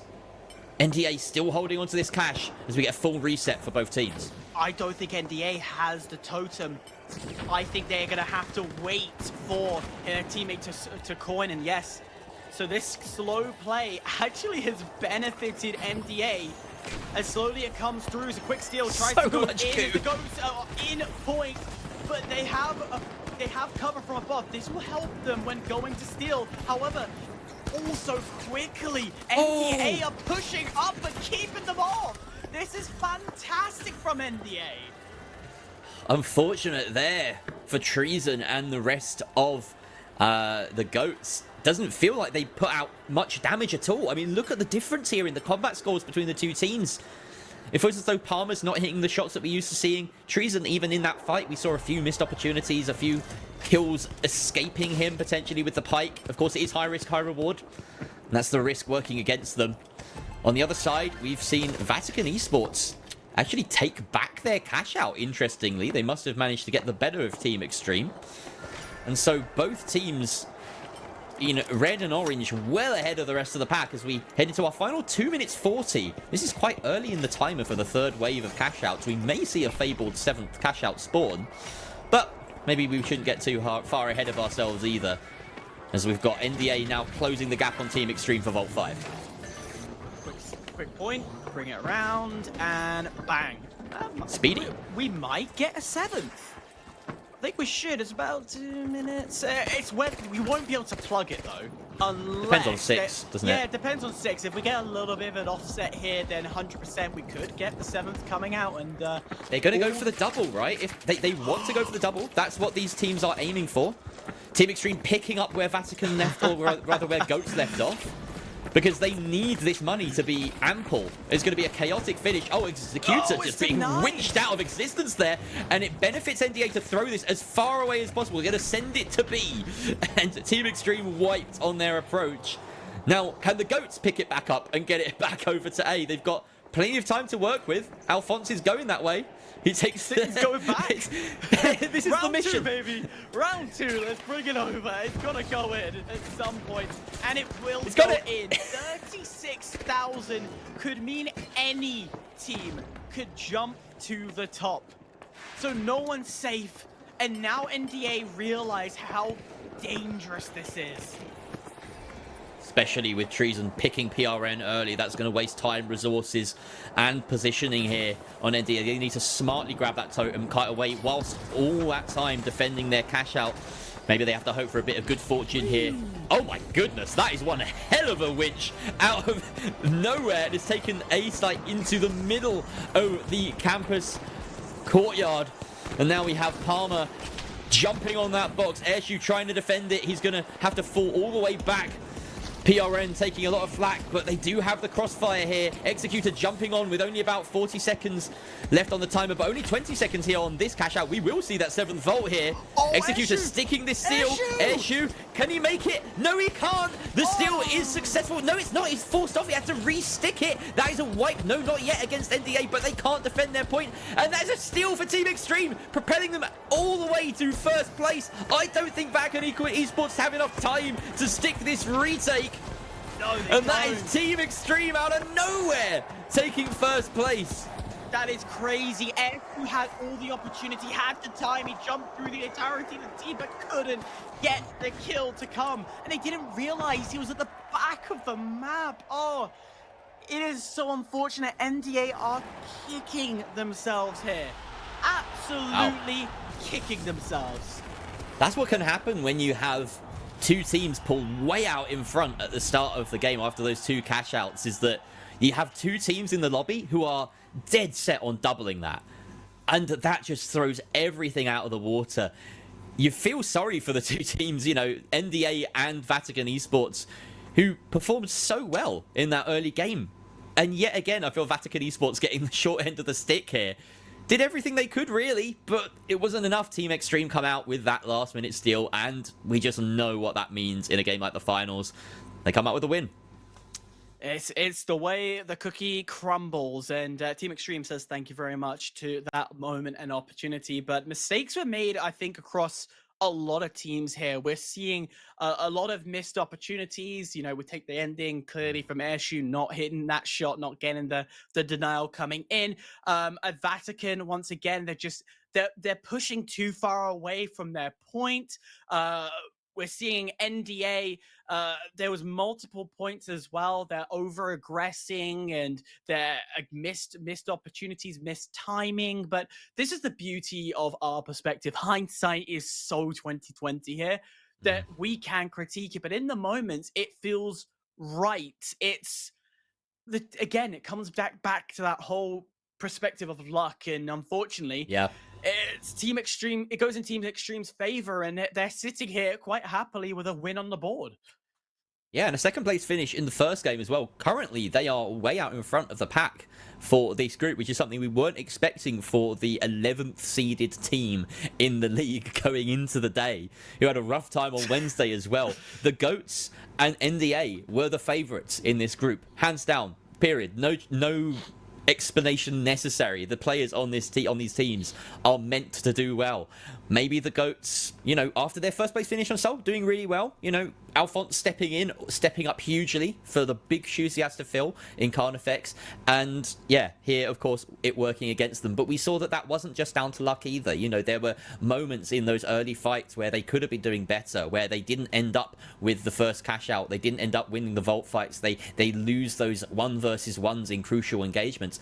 And those things add up to the point where now they're having to fight from behind. Yeah, and I just want to kind of dot on your point about how Team Extreme, this 11th seeded squad, is rising up. And I know last season, for those who do watch the NA side, you would have seen my face a bit more over there. Thank you, Canada, for looking after me. But we had similar stories in North America where the lower seeded teams, it just one day it clicked. And these top seeded teams just had nothing to combat them with. And we're seeing that same story being transferred over from North America over to this European side. And you know what, as we said before, Brits love an underdog story, and we're getting one written right in front of us today. We have to give some shout out to Samclebox as well. Arguably an upgrade for this current Playday on Team Extreme. Look at that. There's a crazy fight going on the other side of things as we've tuned into the quieter side of Skyway to begin with. The GOATs sending up their glitches, sending up their jump pad to try and find these kills, but this is a really easy pick now for Samclebox. He just claws that guy out midair, finishes him off. And I'm slowing my pace here because I know that Alphonse knows that it's over.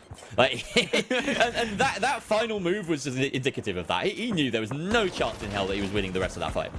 It looks like we tuned into Airshoe in the exact same position. Yeah.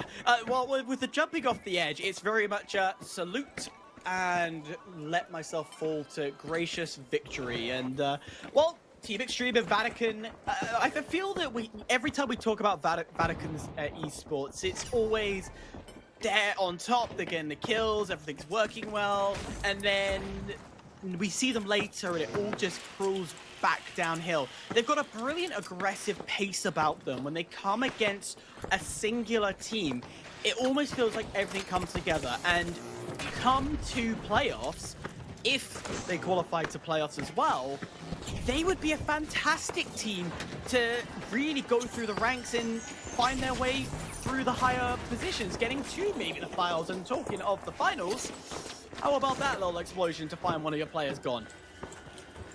Yaren adding to his tally so far on the other side of the map, as it looks like a steal is being successfully attempted there by NDA. They'll hold on to A.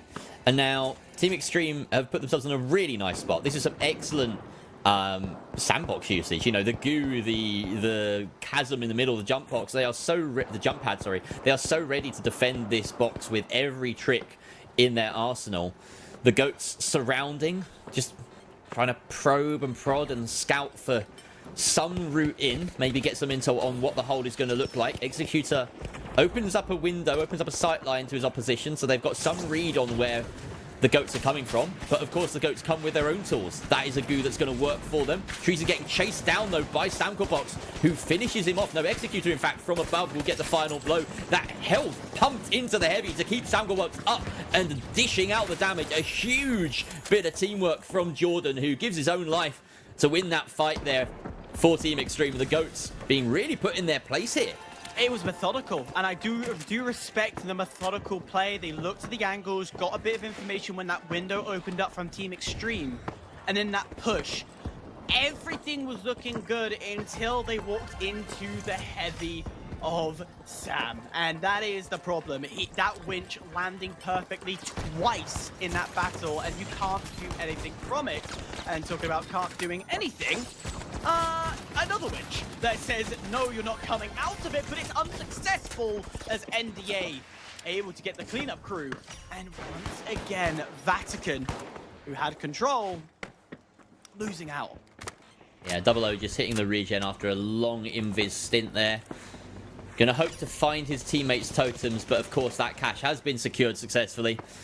We have Team Extreme and NDA out in front for the first wave, and now we go on to the second. Already, Team Extreme taken out of the picture after tapping that vault, and now Treason can happily scoop up their hard work and take it all the way to construction. Ah, a lovely crane. How long's that staying up, chat?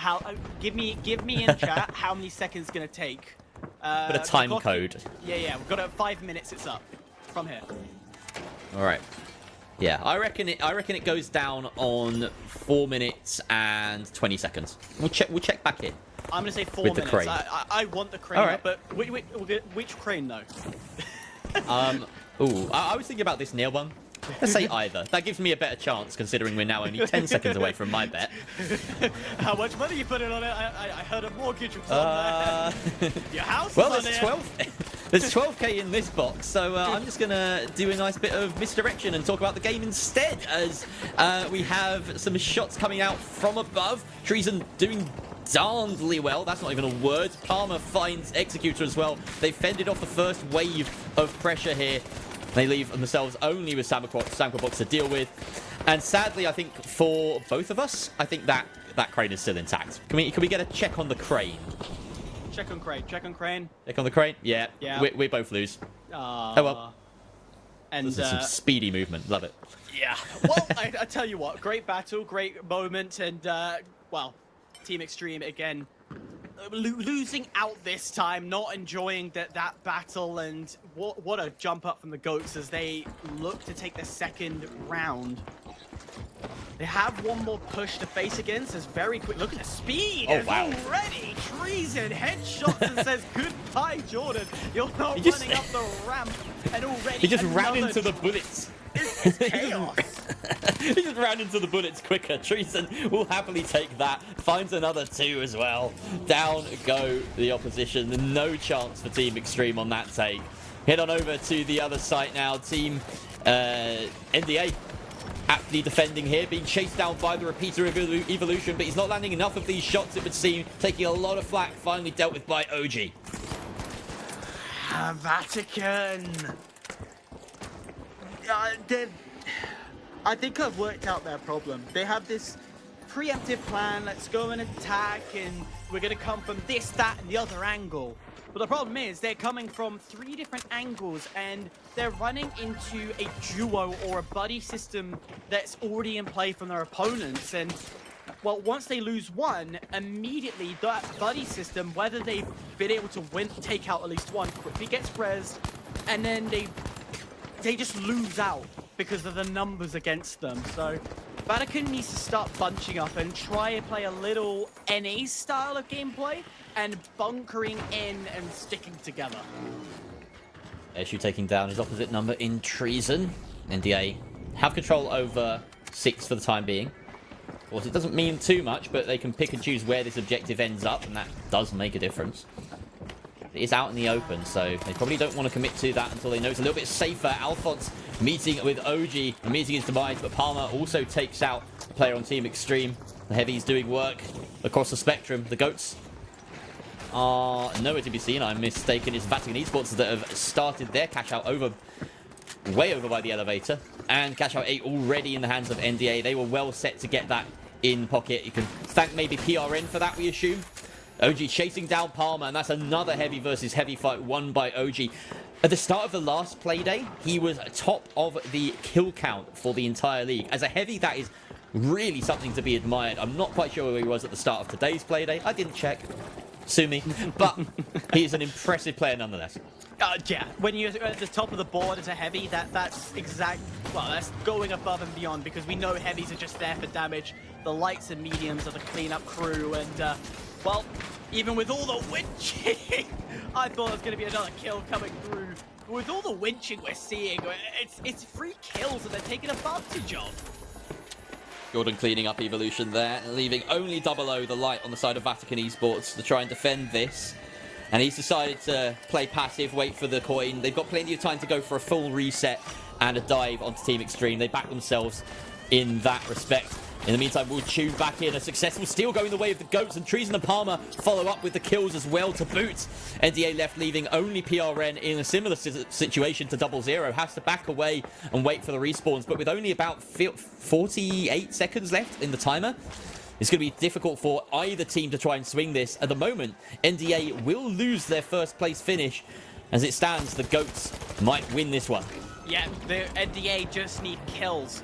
They need kills to make sure they stay ahead, but that's not as easy as it sounds. There's already Team Extreme are getting a very, very pressured up. There's already Vatican's already got 3 taken away, but the respawn, no, the respawn did not happen.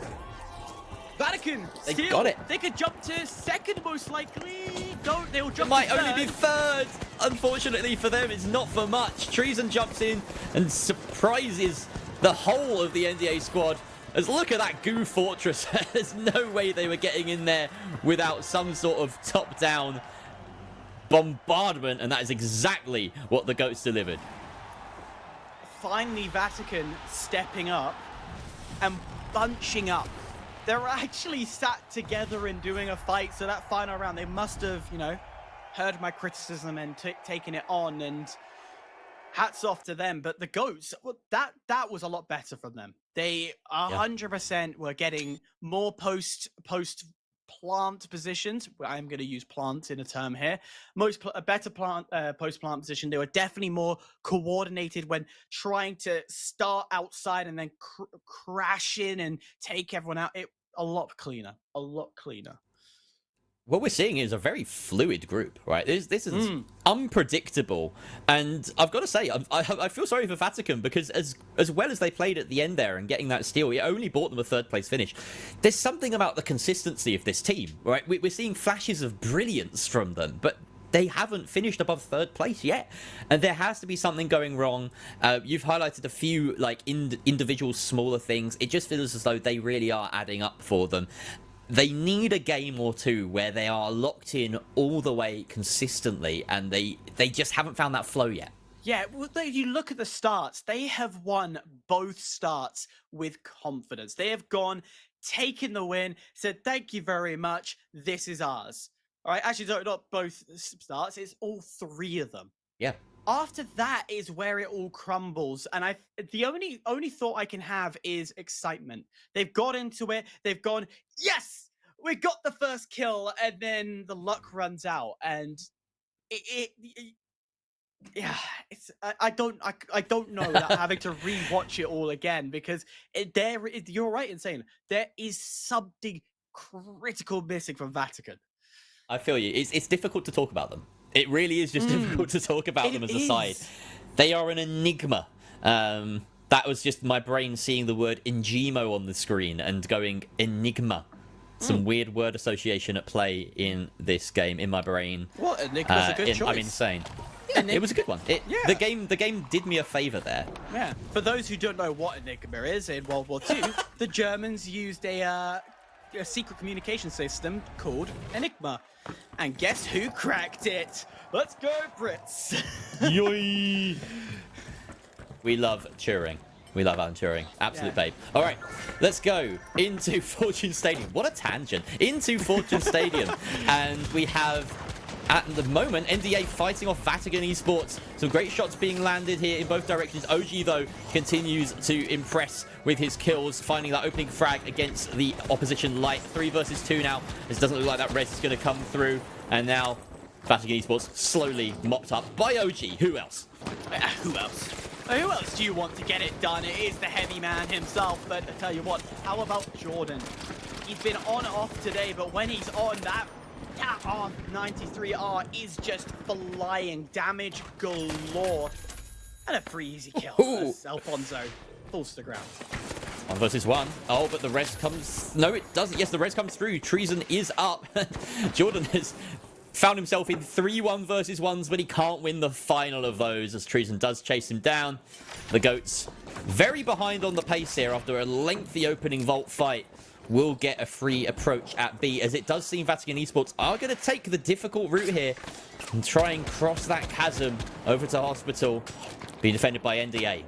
Yeah, this is gonna be a little hard, but they have Smart been gateway. able to get across. So now this changes that what would be an NDA mass advantage to a possibility, as they are going to take the more constructive and destructive method to bring down this cash out, but no steal just yet. NDA No.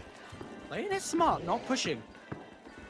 Yeah, smart move to get that cash out all the way to the bottom. It just prevents the delay being used by your opposition. Instead, resets it as a fair 3 versus 3 where the kills matter most. And Evolution is going to try and stick this to bait some utility. ASU does find a kill off the back of that Ice Fish, though, and that is huge for the defense here. 00 backing away as he can't leverage his shots. ASU finds another. 00 takes OG down with him, but PRN is there with an immediate response and a great defense from NDA. Don't think they're going to come under much more pressure for this cash out, so we'll turn our attention to cash out B, where the GOATs are taking flak, but they're dealing with that flak as Jordan and Executor are executed alongside Sample Box. Happened before we even got there. And that is a very quiet server now for the next 5 seconds or so. Yeah, a little bit quiet. Sit there, have a sip of tea. You know, read the Sun, skip to page 3, and have just enjoy yourself for a bit as finally the pressure comes back to you. What? Yeah, no, don't make that the Brits thing. Like, the first time we get 2 Brits on the broadcast, I'm like, oh yeah, we read the Sun and enjoy page 3 and drink tea all the time. Fair enough. All right, that's the one saving grace in this horrible stereotype that you've painted. Here we go. Let's get back into the action. Vatican Esports sending it at the GOATs. They have another chance here to try and get the steal. The GOATs are kiting away. They're doing their best to avoid the fight, delay as much as possible. You're still laughing. It's a brilliant joke, but I tell you what, Vatican, they're punishing us for even mentioning page 3, and they are very much getting a steal going through. But quickly, the DMAT punishing it down, and then you got the jump out underneath, causing a little bit more chaos. And very smartly, we're seeing the GOATs taking control as very quickly NDA also wanting a piece of the pie. The dome shield going up, the steal might go through, but another drop down as the DMAT will push away another team. And the GOATs, single-handedly by treason, find themselves to have the cash out. Really smart play there. Exceptional defense, honestly, from the GOATs. They exceptional, especially from Treason, who's had a couple of ups and downs today, but objectively, in both senses of the word, that was very smart from him and very good play. So we have cash out C under the control of Team Extreme, already having started it, about 40 seconds gone, and this is a really nice position on this map, possibly the second best spot to defend in the game, as you have these long sight lines, very similar to Seoul.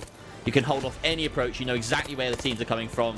They can adjust accordingly. Great recon being dealt here and done by Jordan, as now they can turn their eyes in the direction of the GOATs. But of course, they have that low ground and the cover to close the gap on the objective. Yeah, with all this time of just little tags here and there, the GOATs have been very hesitant to make a full front attack because they know they're just from behind. Oh, he's late. Here's Jordan to do a little bit more damage, but most of his team, well, all of his team around him have crumbled, so he now has to dance away, and his hunting is over. Timing. It just goes to show how important timing is there. He was a little bit late to the party. Vatican Esports, though, coming in here and dealing with the fact that the GOATs didn't get that steal, and now NDA are in on it as well. They already have a cash out to their name. They're coming here to play spoiler and maybe get even more money to their name, wiping out Vatican Esports in an instant. Alphonse is nearby, Treason as well, but I don't think they can stop the steal. NDA, as the fourth party, have swept it and now control both cash boxes on this map. They can stay here and defend C. They probably will. They've got it. They're going to hold on to C. Wow, they've got C, and now they've got to quickly rotate over. Just guarantee that now the final tick of time, it can't be stolen. That's the point. They know they've got security, and why not win the fight? OG says thank you very much. Swing over to what was an NDA cash out. It's now been taken away. Team Extreme take advantage of an open and free site. Oh, I thought he was going to land on top. NDA have been so good at doing that throughout the day. They've done it a number of times, spotting when that time will be in their favor to change tact and go and attack a cash box that isn't even their own. But unfortunately, they're going to have to come in here and time it perfectly. In fact, it looks like they're leaving this to the the lesser teams here. Vatican and Team Extreme at odds with each other, and it's Vatican that come out on top. They will get that steal. NDA more concerned with getting started on the larger sum of money. They already have control of Cash Out 5 in 8. Yeah. Wow, that was quick. Yeah, like at the same time, they could have delayed. If you want to really play this big brain idea, you could delay the box going in, try and hold it off. As soon as you see players, then you quickly slam it in. Here comes a big drop, though, as Treason, well, he was waiting for somebody, but Good smoke. nobody's coming because NDA, well, they've got another battle to deal with. As Vatican also want a piece of the pie. Yeah, they really don't mind being stolen from in the first minute or so of any cash out, it seems. As PRN does find one OG traded out, though. NDA not looking too smart, but they are seemingly just playing a bigger game here. Their macro has been on point so far. They're not too concerned with the GOATs having to defend cash out A now. As Team Extreme come on in at full strength with all of the utility. They manage to stick it and get a kill for their money as well. Treason taken out in an instant. The GOATs being felled elsewhere. Slowly but surely, everyone is being whittled down. And Vatican Esports come into the fray now to try and steal back. Evolution taking some flack. Lots of parties in and amongst it here. It's utter chaos with 1:15 left on the board. And the thing is that other vault not being touched right now because all focus is to take this nice large sum that is already halfway done. Team Extreme somehow staying alive. Sam is gonna have to coin if he wants to keep full team and full strength, but a steal coming in from the GOATs from under their nose. It's successful. Yes, it is at the last second. Now Vatican go for the quick retake back. So all that hard work from the GOATs and that wipe were clearly wiped away.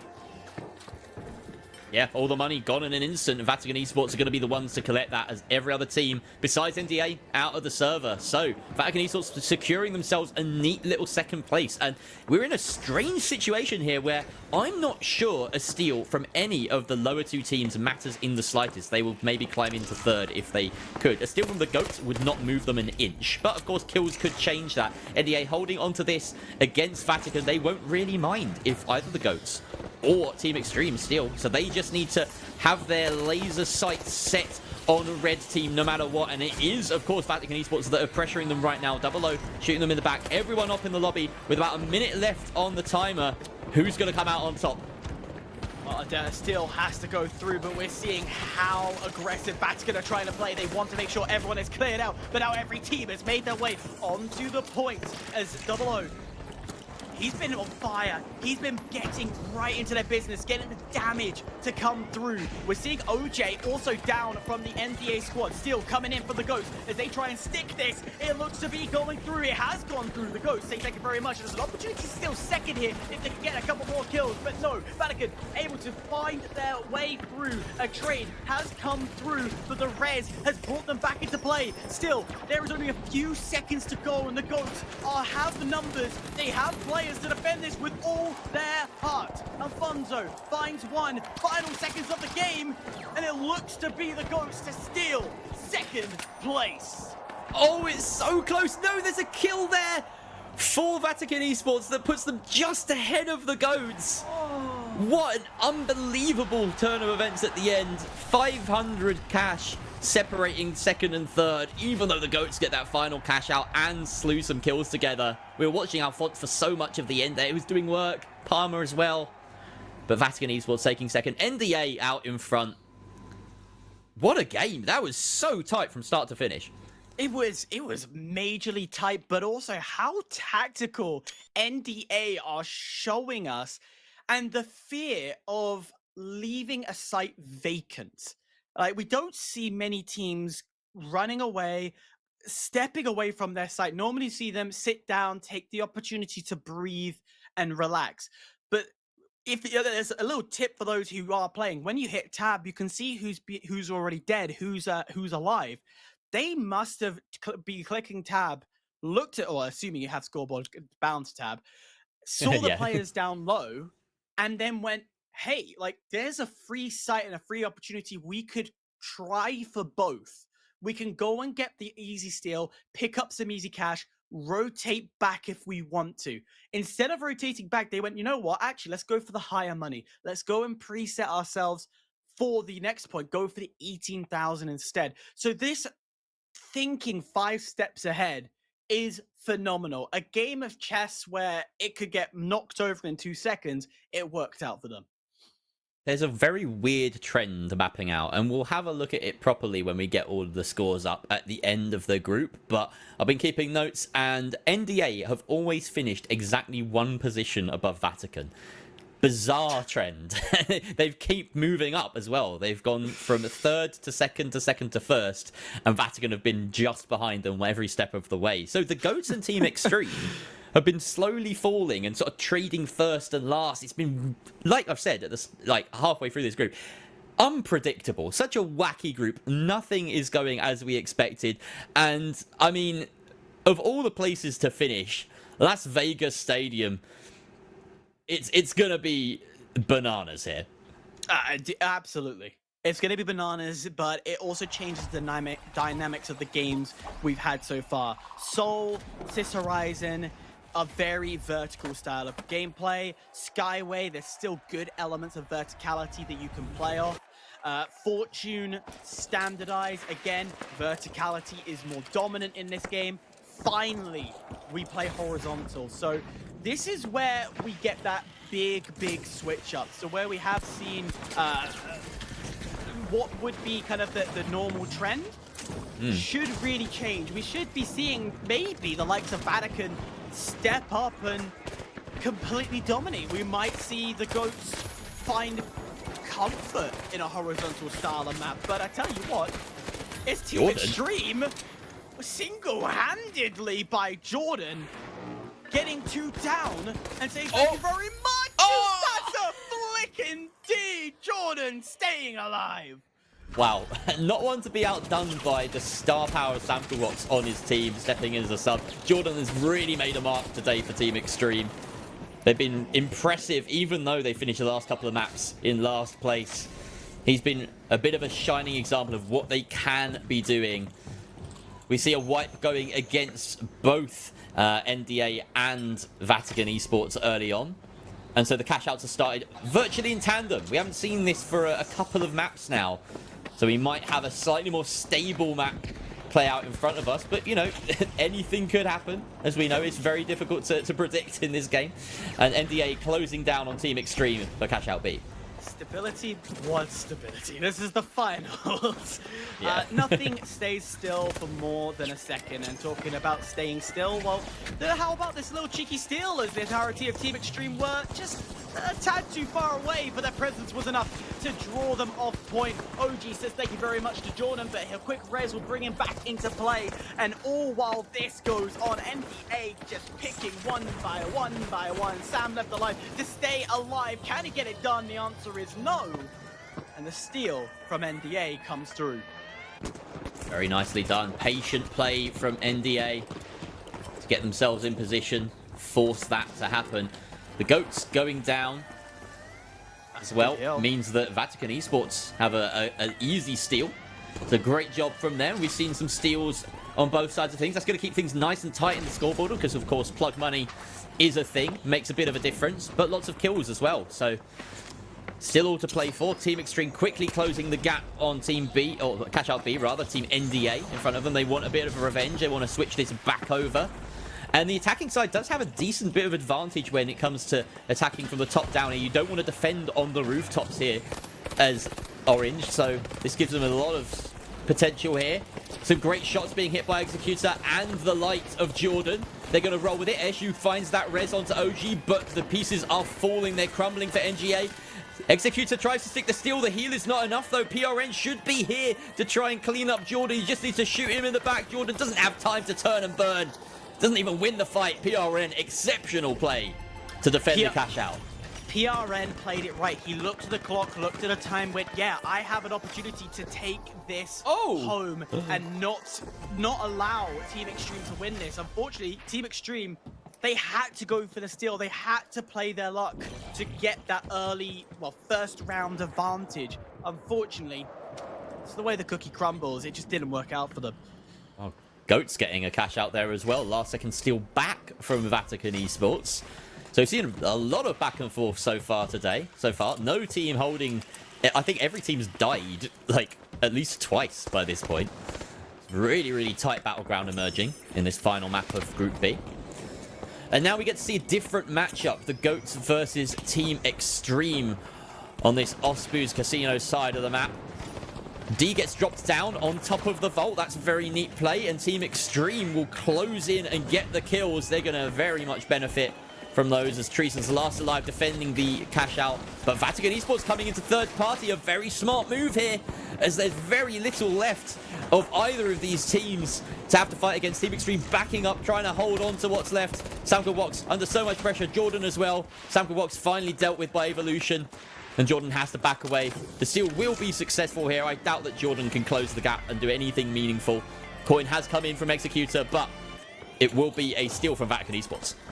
Vatican, they've been slowly climbing their way up the board, slowly making their way towards the top. This is the next step, getting a victory. Slow start, but finally in the pilot seat right now. They have control, and though it won't be the top and first, it's definitely, it feels like they're learning every round, every game. It feels like they're getting a grip to how these teams are playing and mending to it. Goats see an opportunity here, winch that cash out away.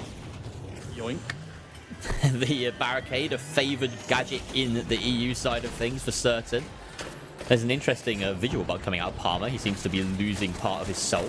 But he is under pressure from OG and PRN.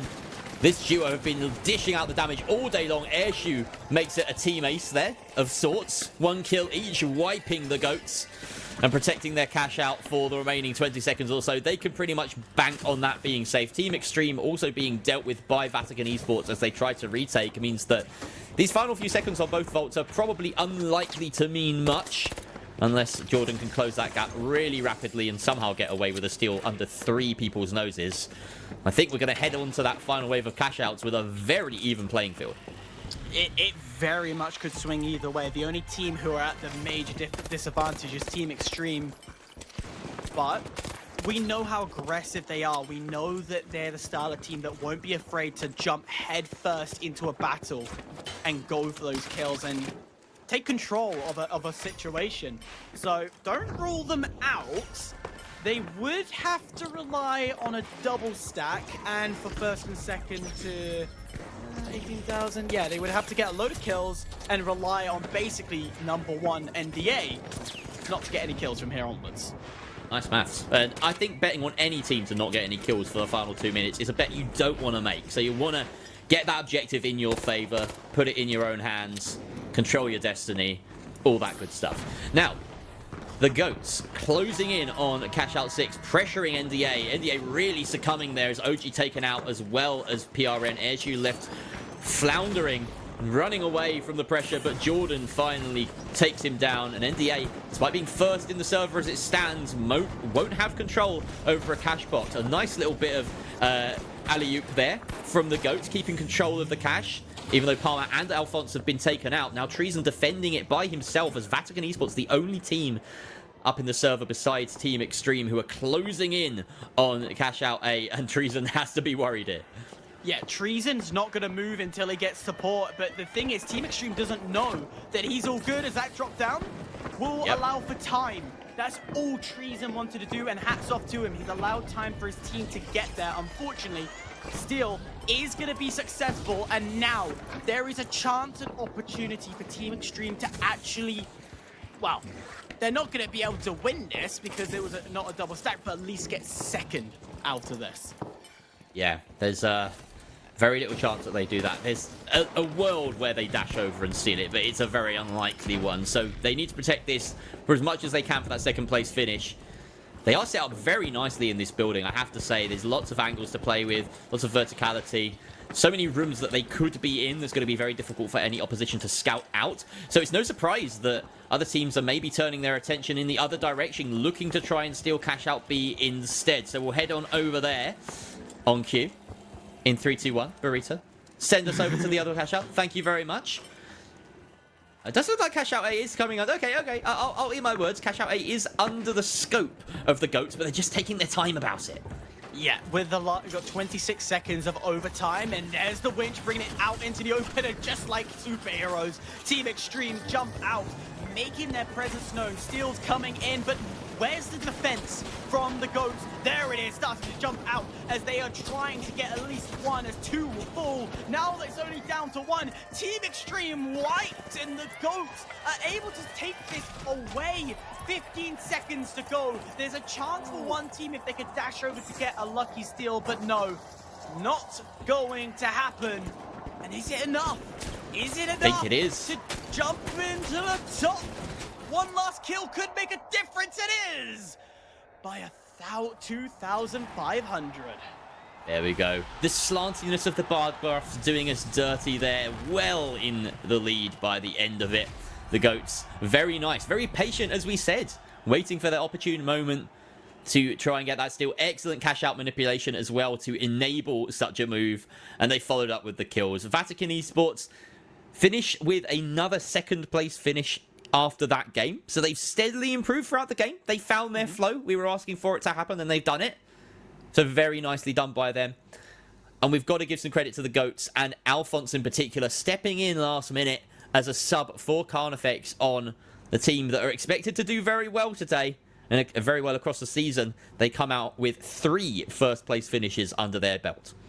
Yeah, it has been a fantastic work from the GOATs. They have been strong. They have demonstrated why they are top 3 at the moment and amongst the top pack to fight for first seed come champions, come the championship, which, if I remember rightly, is not too far away as well. We got, it's actually going to be not next week, but I believe the week after. So we got not too far away for that.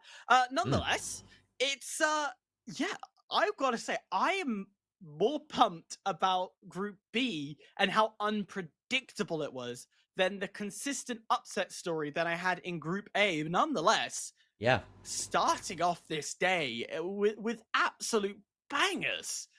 Yeah, we've been dealt some really entertaining groups so far, Hyper. And it doesn't stop there because we have one more group after this, Group C, with Saints 1, Gamblers, Always Hungry, and Bad Wi-Fi. But before we get to that, we're going to wait for those numbers to be run and get our standings up once they are completed so that we can dissect Group A in all of its numerific glory. So, yeah. Oh, sorry, Group B. I said Group A.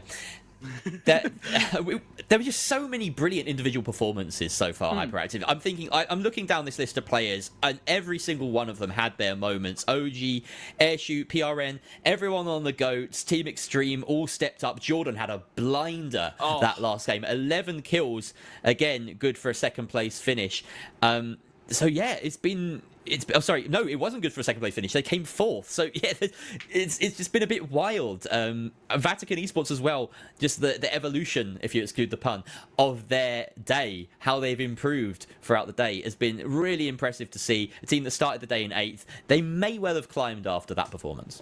Yeah, I want to talk about Jordan from Team Extreme because the number of times we flicked over to him, we there was times we criticized them being a little spread out. We saw that Jordan was playing this recon style of game, but when he did just come flying in, he flew in. He came about and just started to rip damage, get people low. Either himself or his team was getting those kills coming in. So I love that scouting mentality. Did he have the right weapon for it? In my eyes, no. But the idea was to tickle them, to get them not to full health. So if you're like myself, who hits about 60% of your shots and bring them down to 5 HP every time, that doesn't happen anymore. So it's great mindset, great pushing from what he does. And I do have to give a huge shout out to Vatican and the aggression that whole team has. You can't, you genuinely cannot. I don't understand why they weren't at top most of the time, but just their kills alone was boosting them up in this board. I was very impressed by NDA as well during the day. I feel as though they showed just the best macro strategy amongst the groups. Like they knew exactly when to change tact, exactly when to head for another cash out if they were defending their own, and see that the other one's maybe a shorter timer, and they third party it. It was really smart play from them.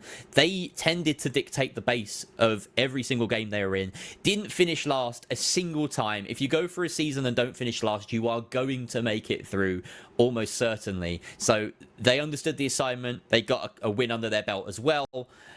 They were probably the team that impressed me most today, even though the GOATs won 3 games. It's a strange thing to say, but yeah, I was really, really in awe of NDA and the way they managed that the chaos of cash out. Oh yeah, they just were calm all the time, and they're again going back to how I can understand how they're feeling while they're playing. It very much was a calm nature team, and there's no sporadic movement that felt odd. There was no ego challenge that we usually see from teams that aren't as well versed or aren't as calm. And I love that is, as much as we love a good ego chow and as much as it can be entertaining, they remained vigilant and didn't do it. Yeah, and we can look forward to some interesting and spicy matchups in our next group. We have Saints 1 Gamblers, Always Hungry, and Bad Wi-Fi.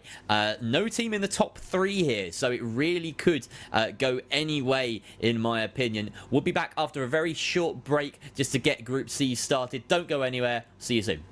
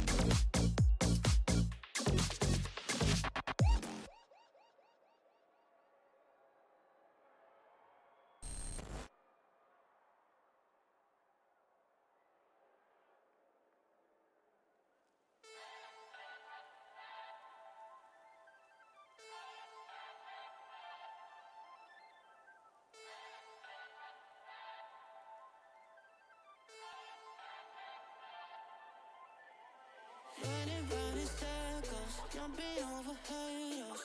You know I loved you, let's face the facts. Taking love for granted, really wish we hadn't. Hesitates to out, did we lose track? With all these feelings, I left it bleeding. And we just go back, take it back. We hit the ceiling, now you're leaving. How do we end up like that?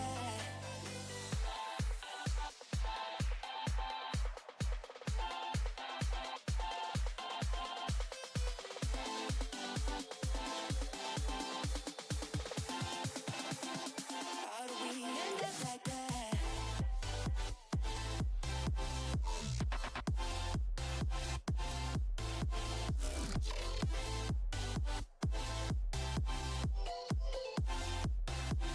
How do we end up like that?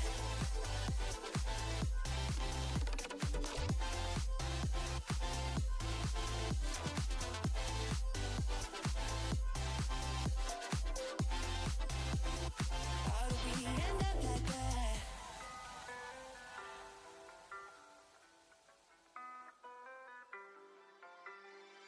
I can hear you hurting, trying to put the work in. Turn a blind eye, step over cracks. That's the risk we taking. Love can be mistaken, but a fight hope it doesn't last. With all these feelings, I left it bleeding. And we just go back, take it back. We hit the ceiling, now you're leaving. How do we end up like that?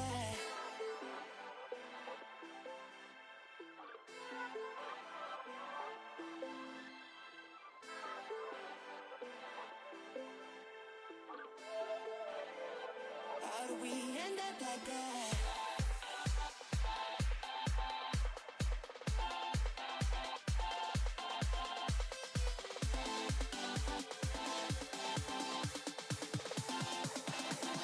How do we end up like that?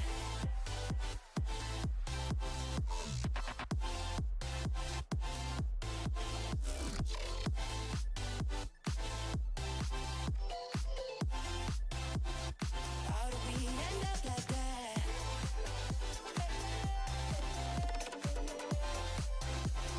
How do we end up like that?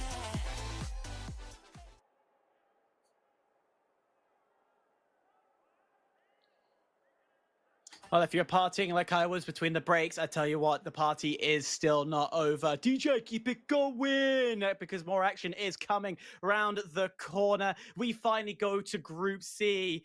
Jerry, the action has been non-stop. It has been destruction galore, and it's been upset city around here. We finally go to our final group, and we don't have any big guns, so we're expecting a little bit of chaos here.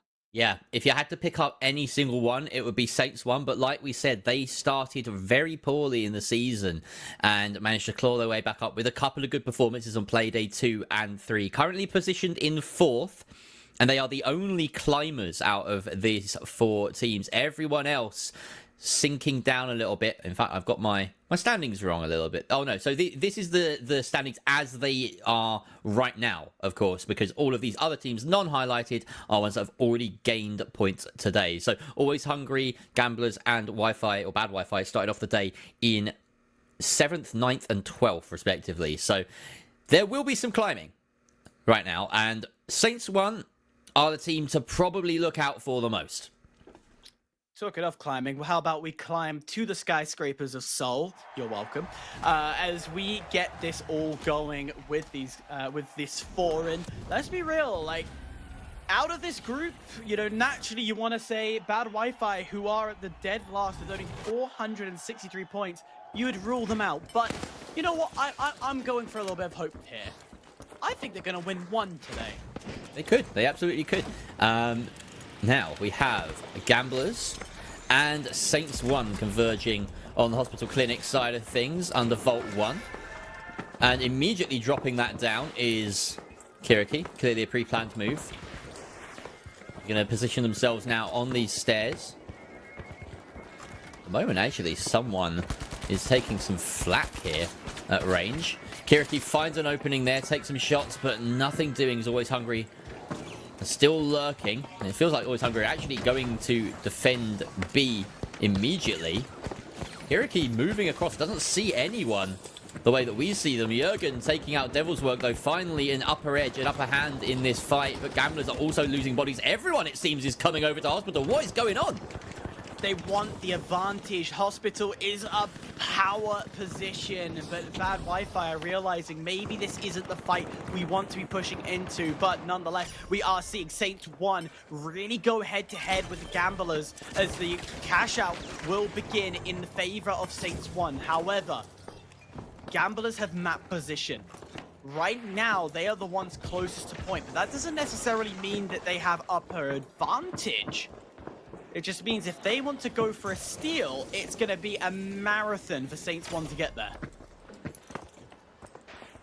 There is a position here that Gamblers can take advantage of beneath the point. They want to drop it down, but of course they'll know that Saints 1 are all up and running. Down goes that zip line, so that makes it a little bit more isolated over here. Just 1 versus 1 in terms of teams. Although, Always Hungry have found a way across, so they may benefit from the third party here, but the action right now is in this room. Gamblers have done well to keep themselves alive. There's a lot of damage being sent in Saints 1's direction and nothing in return. Always Hungry keeping themselves fully stocked here. Emilian having to flee with Mickey. I think they're going to have to concede this ground. Yeah, they might have to concede, but not till the bittersweet end as the drop has been successful. Always Hungry now have to re-tap the point, and this has allowed some delay and time for guess who? The Gamblers to come in and maybe go for a third-party steal as they climb up the stairs. Immediate damage comes through as Kiriki gets taken down. How about another if the lights will come through? And just one more to go. Holland able to get a comeback. Finally falls to the ground. Gamblers, they tried for the third party, but Always Hungry, well, definitely something on their plate to eat right there. Saints 1 back up and running here, taking on Bad Wi-Fi's construction hold. They have been taken down, though, a peg or so as Emilian is forced off. Bad Wi-Fi looking very strong here, collapsing on the low HP target. Someone and Mickey both being felled. Excellent defense from Bad Wi-Fi. We saw them being the sort of dealers of a lot of third parties over on Wednesday. Seems they've scrubbed up their act a little bit, found an opening for themselves to take control of this game and hold on to the cash out on construction. That being said, it was a little bit behind the pace, so they are going to have to fend off the final wave of people. Thankfully for them, it seems as though Always Hungry came into contact with some opposition at distance, and I don't think they're going to have to worry much longer here, Bad Wi-Fi, as that timer is now pretty safely past the point of no return. They should get their first cash out started, or rather collected, right now. Good start, you know, from the lowest seeded team, the team that's in dead last there. Well, that's a victory, you know, little things at a time, and they're going to say, yes, this is exactly how we want it. And look at that, look, the coordination from Gamblers so efficient. To quickly plug in, Always Hungry to plug in that cash out. And also, look at them now, they're already in post-plant position. The speed of this squad. Yeah, so efficient from them. That's what you want. If you're trying to impress these orgs that are floating about, looking to pick up teams in advance of bigger competitions later in the year. See Madlock being taken out, I'd assume. No, he does manage to get away with it. Kiriki maybe not landing the shots he should there with the FCAR. It does at least open up the opportunity for him to grab this box. They head straight back through that gateway. Really nice preset one there.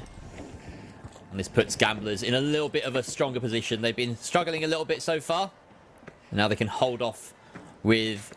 they're a bit behind the pace, it has to be said. Of course, this means that Cash Out C might be the more viable target. We see Saints 1 going down very rapidly, though. And I think Yoip is the main dealer of that damage as they finally wipe out Saints 1. So we'll stick on D here. We can see Bad Wi-Fi circling. Well, been spotted. Bad Wi-Fi will 100% now know that this is going to be a little bit more difficult than they expected. But that jump, so coordinated, so good to find nothing. It's a great jump. It's a standardized jump, and I thought there was going to be a little bit more from it, but instead we were slightly disappointed. Tell you what, they jumped over them, and quickly, bad Wi-Fi, they're dipping out of there. Good positions held by them. And actually, this is a good call by Bad Wi-Fi because they know that the third-party opportunity is there on a timer that is closer to completion. Always Hungry are going to take some flack, in fact, from Gamblers while they're defending. And there's a lot of kills going down in the lower portions of this building, but Always Hungry are all up and still in great positions with a three-way crossfire on the point. I don't think it matters what way these kills go. Bad Wi-Fi have managed to deal with Saints 1 and wipe them out. And all that's really done is ruin Saints 1's day. It's forced them to give up on that push. They couldn't get it done quickly enough. It was a good call from Bad Wi-Fi, but the speed just wasn't there. No, it definitely was not the speed and execution they were looking for, but Bad Wi-Fi are saying, you know what, if we've got nothing to lose here, we can go aggressive all day long, and that's exactly what is happening. They're pushing it to every fight, they're getting the kills, they're getting the damage, so the numbers keep ticking in. And is there an opportunity for a steal? That's the question that they're asking, because look who's just waiting on the edge. The Gamblers, they know it's coming through. There's the tap coming in. Nothing can happen, but quickly. 1, 2, 3. Good night, sweet moon. Bad Wi-Fi eliminated from the server. Great collapse there by Gamblers. They had so long to set themselves up, and you're always going to back a team that has that advantage. Saints 1 managing to clean up Always Hungry very quickly before I could even finish my sentence about the previous wipe. And we have Cash Out 5 being started on B. Looks like Gamblers have closed this down very quickly, though. They've swarmed someone as he gets the plug. Now they have to deal with the two players above. This needs to be a big RPG, and it is. But the winch isn't there. The Shack can deal a lot of damage, and it doesn't finish off Folin, who out DPS's Amelia. And Gamblers have pulled off a real heist there, taking out Mickey for good measure. And the steal and the defensive hospital, a very prized one.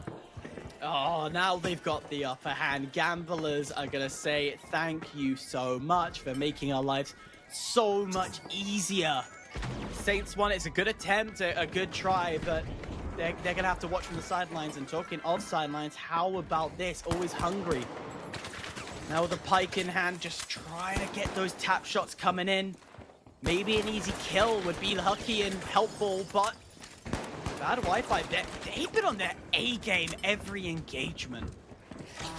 Yeah, they've been winning their fights for certain. Always Hungry in a bit of a pickle here, specifically Rampage, chased down there by our newest addition to the lobby, Razor Gamer, coming in as the heavy for Bad Wi-Fi today. And we have now Always Hungry defending Cash Out A in construction in the corner, but they are really bruised and beaten here. Rampage does coin back in, so they are at relatively full strength now, but of course they've been scattered. This is an attempted steal now coming out from Bad Wi-Fi, and this is pretty good. I think they're going to hold it. Good steal. Always Hungry wasn't able to do much as Rampage has to dip out of there.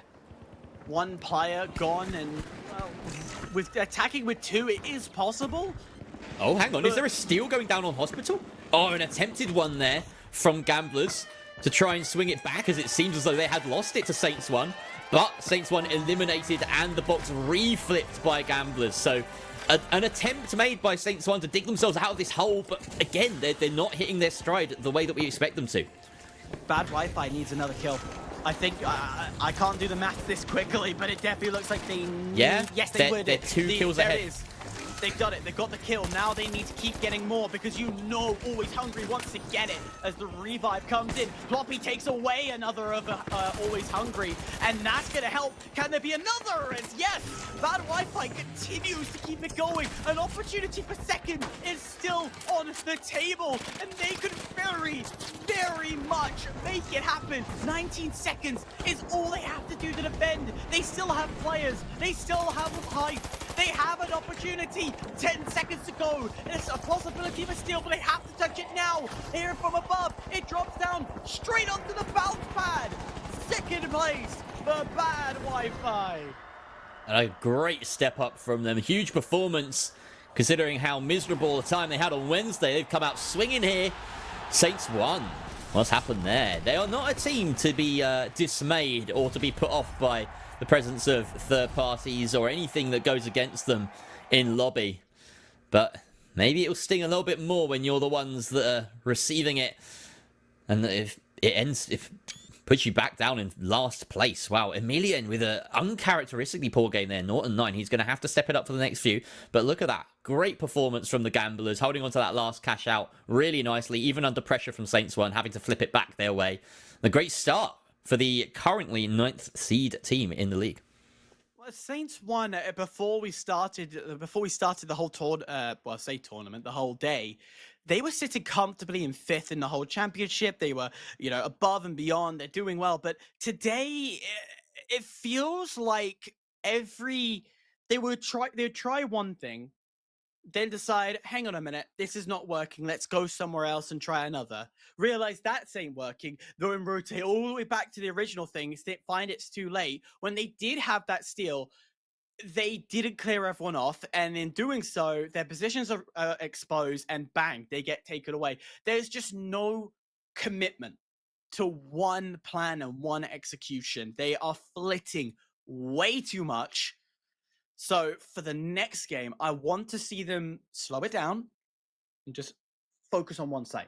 Go for it, commit to it, and don't play too fancy. Go back to the basics. Yeah, I have to agree. I think there are teams in here that are maybe overthinking it a little bit, right? You get the cash outs, you get the vaults, you get the objectives, you win your fights, and you do that enough consistently, and you'll win a game. Doesn't matter what chaos is going on around you. And I think Bad Wi-Fi understood that, right? They saw that they were hitting their shots and that they could probably take fights that would give them an advantage if they took them now and the way that they did. So a little bit rambly from me, but it's just a way of saying that Bad Wi-Fi stepped it up. I'm pleased to see it because they came under a lot of flack for their performance on Wednesday, and now they're proving themselves to be in amongst it.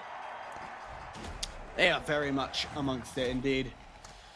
New round, new mindset as we do head over to the lovely Skyway. Well, if it's the big mound in the middle version of Skyway, hell to the no. But instead, we're going to have a more conventional looking map as off to the races our fine players go. Beautiful. Here we go. Vault 1 tapped here by Gamblers, and Vault 2 tapped by Always Hungry. And we have Gamblers now evading the rooftops. Saints 1 established themselves a little bit more strongly up there. A great side angle here from someone as he's got a lovely sightline. This is a sniper's position here, looking through the windows, hoping to assassinate someone. Of course, that SMG is not quite a sniper rifle, so he has to send it in with his teammates now converging. Great glitch grenade. That's going to hit at least 2 targets. Folin is his target as well on the end of his scope. No kills, though, yet in this engagement. Somehow both teams alive, but someone and Emilian finally find their man. And Folin, the last one standing, only 1 HP or so. The 2 bars finally meets his end. Emilian takes that kill. Great positioning overall from Saints 1. They really did command that engagement from start to finish. They really did. It was a sniper position, as you mentioned, that was just tickling that damage, allowed his teammates to get in close, get in personal, essentially bring up the fisticuffs in the most literal sense at times. And again, we expected more from the heavy to be the damage dealer, but we're seeing a lot of players opting to do tickle damage from the lights, which is for me baffling, but these are the guys that are the pros, and I'm just going to take their word. It's definitely been a switch in the past few seasons where you've seen that light come to prominence as the sort of a main fragger. And I said earlier, it's strange to see OG as the top fragger because everyone beneath him is a light in that list. It's all the lights picking up the kills or getting those solo picks. Then, of course, the damage comes out from the heavies. But you're trying to keep them alive now as a light, as a supportive role with this infuser, making the impact it has. And here we go, the light coming in and collecting these cleanup kills. Yoik. After Jurgen finds the entry, such a common engaged strategy that we've seen. Madalock, the last one alive for the side of Bad Wi-Fi, but he's quickly dealt with by Jurgen. A great engagement from Always Hungry, and they will get this steal on B, and only really have to defend it for now another 50 seconds or so. 50 seconds feels like an eternity at this point. There will still be one more push if Bad Wi-Fi wants to re-engage them. Offset, non-existent. So there could be a possibility that multiple teams attack this A site. As Saints 1 already lose MXK. that's going to be huge because now that point can start to get a steal, but Emilian is able to jump in. The winch lands correctly and it takes away that player. Still from above, height is his advantage. Yeah, this is a good spot here for Gamblers. They can winch it in and try and get it in cover, but unfortunately they're going to have to stick it while outside, maybe a little bit more exposed. Does that winch pay off? It does seem to. The timing might not be on though. I think Devil's Work is dancing because he knows they've got enough time to flip it, and there we go. Over a second remaining after that steal went through. The Gamblers really finding some momentum over these two games. They have. They've taken it. They took their time on the start, then it came together, and now look at them flying with a chance of winning. Hell yeah. They're pumped. They're going to be wanting to go all out and take this one home. And, well, they've tapped the next vault, uncontested, no one nearby. And look how close the mansion is. It is right next door. Yeah. Oh, look at the spawn zone. Saints 1 spawn. Well, we're going to have a real meeting of loggerheads here in a moment. And there we go. That cash out has dropped down. In fact, the vault has dropped off the map, interestingly. It's not going the right way. Did you see that kill feed? That was teleported kill on his own teammate. Oh no, that's really, really not what you want. Someone's been done dirty there. How'd you do that? Just misplaced it must have been, or maybe not hitting the right momentum as you go across a jump. Either way, that cash out has been started successfully by Always Hungry. We see an immediate steal going the way of Saints 1 after they managed to wipe Bad Wi-Fi. Bad Wi-Fi just being the delivery boys for the mansion site, it would seem. And now we can see Saints 1 setting up in a defensive position. They've got this house. It's a really nice spot. But Gamblers have done the difficult bit. They've closed that distance, and they are currently lurking underneath them. Ooh. From below the shadows and everywhere beneath the haunted mansion it shall be. But, well, Saints 1, they are the Saints and the Devil in themselves. Cash box out in the open as usual. It's a standard procedure for a lot of these teams. So it's just visual, easier to attack, and there comes the push as Felon will say thank you very much. A little splat will go helpful indeed. A winch as well, not going to be full success as he gets taken out, and Saints 1, well, saved by the skinny chin. And how about the whole wipe of Gamblers as they get completely taken out of the server? Was that saved by the skin of their teeth and by the chinny chin at the same time? I like Yes, it was. Yeah. I love a bit of wordplay there. We have an excellent defense so far from Saints 1, now being tested even further by Bad Wi-Fi. Mickey does manage to take out Madlock, but they have protection on him. Great winch will bring Mickey close, but that just offers up an opportunity for Mickey to get the kill. Ploppy is dead. No, Ploppy manages to take down Mickey, but the steal is denied. So excellent heavy play there by Amelia. Now second attempt here by Ploppy, and it's only Madlock left now. The light on the side of Bad Wi-Fi, and I'm not quite sure how, but Bad Wi-Fi have scuppered their chances of a 3 versus 2 take on an otherwise relatively easy and weak-looking defense. Saints 1 stand tall. It almost felt like the original winch glitched the cash out box to go flying, because I didn't see any other winch to be pulled away. I think Emilian got there. I think Emilian must have got there, because there's no way it went flying that far with no reason, right? Well, then again, you have seen when the buildings does get destroyed, things go a little maybe airborne, shall we say. And we'll get to look at the replay of that at some point. I'm sure there's an explanation for it, but let's shoot back in here. Vault 5 is neatly snatched away by Yoip. That's a yoink from Yoip. Love to see it. And now he's going to join the fray once again. He heads in to heal up his heavy, who then escapes through the gateway, and cleanly, like a little dance, Yoip manages to finish that player off. And they got the plug during that as well. Really nice stuff from Yoip and the rest of Always Hungry. Beautiful, absolutely beautiful to quickly get the cleanup. Now you've got some free time to set up, make sure everything is positioned the way you want it. And how about initial battles? The plug goes in and the bullets are flying. Bad Wi-Fi getting involved once again. Floppy going down already early on, but once again MX gets it done. He will get taken down by Saints 1, who wants to third party this entire thing as they come through, gets the team wipe. Bad Wi-Fi taken away. And the steal coming in. Bad Wi-Fi maybe slipping in terms of their form. At the moment, though, if you look at that bar graph, of course, anyone is in contention of first place. Kills could matter, but most importantly, of course, those cash-out boxes will matter. Saints 1 currently just a couple of kills ahead of Always Hungry as it stands.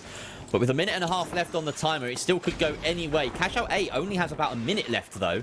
So this will be the focus of our attention for the time being. Always Hungry defending it from above. And at the moment, Gamblers are having a little bit of a tricky time pinning them down. Always Hungry kiting effectively. There's a jump pad set up for an engage. And this is very nice read of their movements. They should find them. But no, they're down the floor. They might be able to scarper. They're hearing them. They're tracking them slowly but surely. But Always Hungry is seemingly one step ahead. Yeah, they're trying to ice hook this way, but it's just not working. It's every time they put it out, it's just a dip, dive, and it disappears. So, you know what? If you can't find them, screw it. Tap it. Maybe not. Maybe they found them instead. And there comes the aggression. As Always Hungry, he's going to put damage onto Kriegan. Kriegi has to run away as Devil's Work, and Florin has been dropped to the floor. Always Hungry. Well, their stomachs are becoming full as the last 29 seconds of OT is remaining.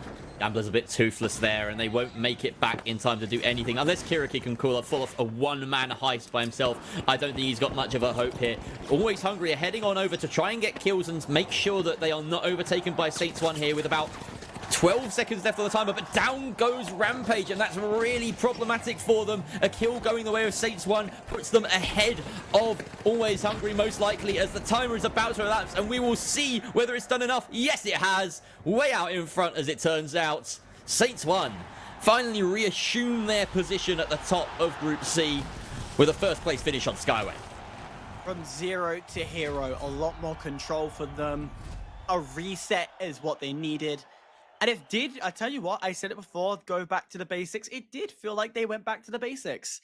It was clean, it was smooth. The DMAT plays were exactly what you expect from a textbook. It was beautiful. The downside, the gamblers, their ice hooking, well, not working for them. They gambled, but it didn't pay off for today. That was such a frustrating fight for them, right? On that second to last cash out, they just couldn't pin down Always Hungry, no matter what. It was some excellent kiting, some excellent movement. We saw Always Hungry.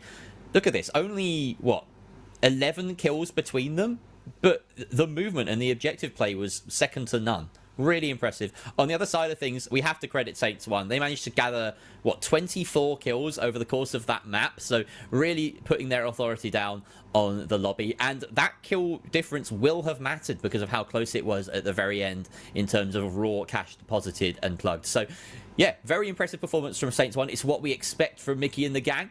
But a very strange flip of fortunes here, because Gamblers, while Saints 1 have managed to jump from 4th to 1st from Seoul to Skyway, Gamblers have fallen the other direction. A first place finish on Seoul, and they really struggled here with a last place finish on Skyway. Yeah, it's not their luck, but again, it comes back to that unpredictability of the finals. Credit where credit's due. The early game of Skyway, it was favoring them. They were doing well. They were hitting their shots. They were very much in control of these sites. They were getting some good steals. But come the endurance phase of the game, when we're starting to get closer to the end, we just started to see that Saints 1 were stepping up. Bad Wi-Fi, and I do want to bring this up, bad Wi-Fi being consistent. They were very much in the battles. They're ticking up a load of kills, and they're being present in a lot of these engagements. Are they always getting these steals coming through? No. But I tell you what, the kills are racking up enough that it's doing the same job. And just for reference, Bad Wi-Fi ended the last Playday with 4 last place finishes in a row. They were anonymous on Wednesday, and they've already bettered that. They've already finished third and second. If they keep that running, then maybe they'll find themselves at the top of the leaderboard. I'm liking the adjustment we're seeing from them as a team. Ploppy no longer running that riot shield that he was taking pretty much all day. Maybe partially something to do with the performance overall. Not going to pin the blame on just one player, but it does help when you have the more reliable options in your hands, like, you know, a gun. So, Saints 1 here are looking to fend off Gamblers. Gamblers in a decent spot, but they're going to suffer from window syndrome, which is that everyone knows exactly where to look. Yes, pre-aim, pre-angle, pre-everything, pre-workout, pre-joy. How many pre's do I have in that sentence? Too many. Too many indeed. But this, when you look at Nozomi as well, me and Ardi were speaking about very much that how it introduced a new style of gameplay. We brought this angle or edge style of gameplay rather than the bunker style. And we are seeing that still continue with the pro scene, but we're going to see it more with how essentially big windowed this map is. And a lot of, you know, the pike is going to be the strong weapon here that we're going to see.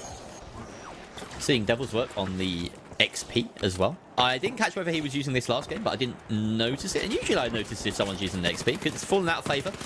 He's going to work that thing quite nicely as he takes Mickey down to low HP, but someone is there to top him right back up.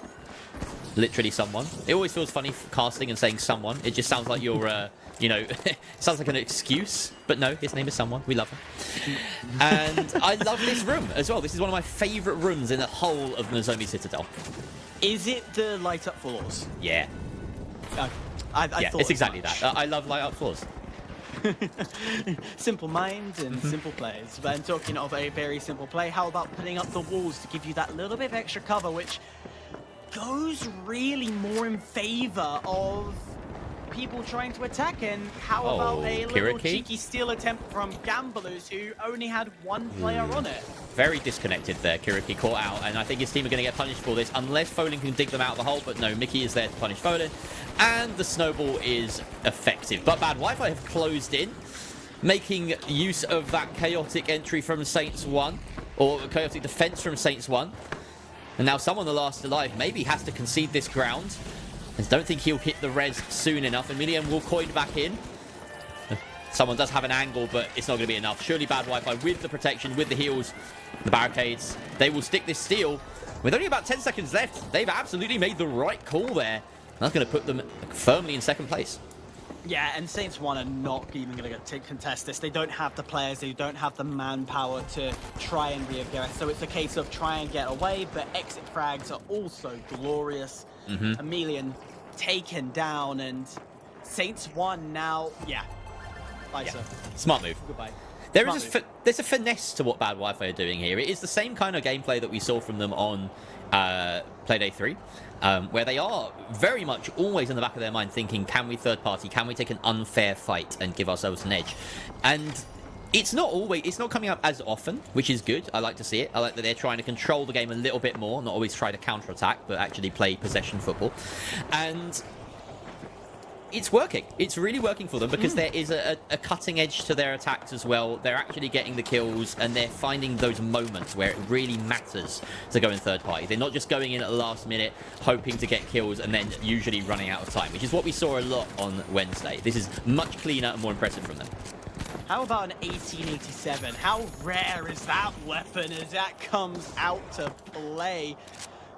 We have seen a lack of shotguns since Season 0 to Season 1, and I'm disappointed because, you know, when you talk about the NA work and what they were doing, it was sledgehammers, shotguns, and getting all in your face, but over on the EU side, you guys like to play with distance, and yeah, I feel I'm missing out. Like, don't you feel there should be a little bit of up close and personal here? Maybe. I feel like the medium meta is nice and diverse. Like you say, there hasn't been as many shotguns, but we've seen the Pike, we've seen the FAMAS, we've seen the FCAR, and now we've seen the model. And it does feel like it's just different tools with different jobs, which is exactly how it should feel. I feel like medium is in a really nice spot with the weapon balance at the moment, if maybe feeling a little underpowered in the face of nerfs and things, but it's not like the best mediums can't also hold their own, and maybe they're just leaning to a more supportive stance, more mobility focused.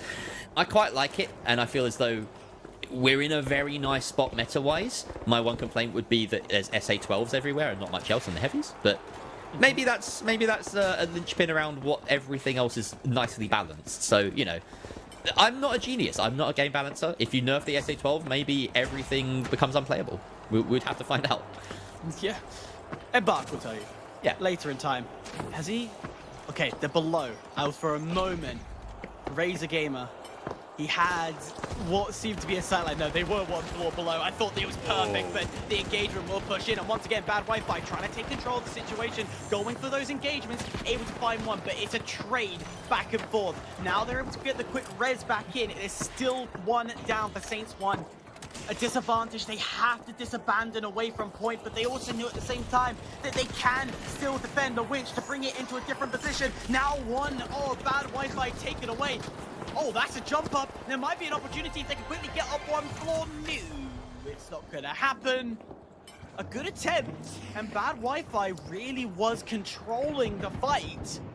Just not enough time on the board. Yeah, it was a close one. It was a very close one. Saints 1 did well to stay alive in those situations, and we have to credit them for that. Jurgen being taken down in an instant there through the work of Devil's Work and Folin teaming up as this heavy-light combo that we so often see nowadays, with Kiriki just dancing around the periphery. And Gamblers, exceptional work to defend their cash out. Now look at that bar graph in your top left-hand side of your screens, everybody at home.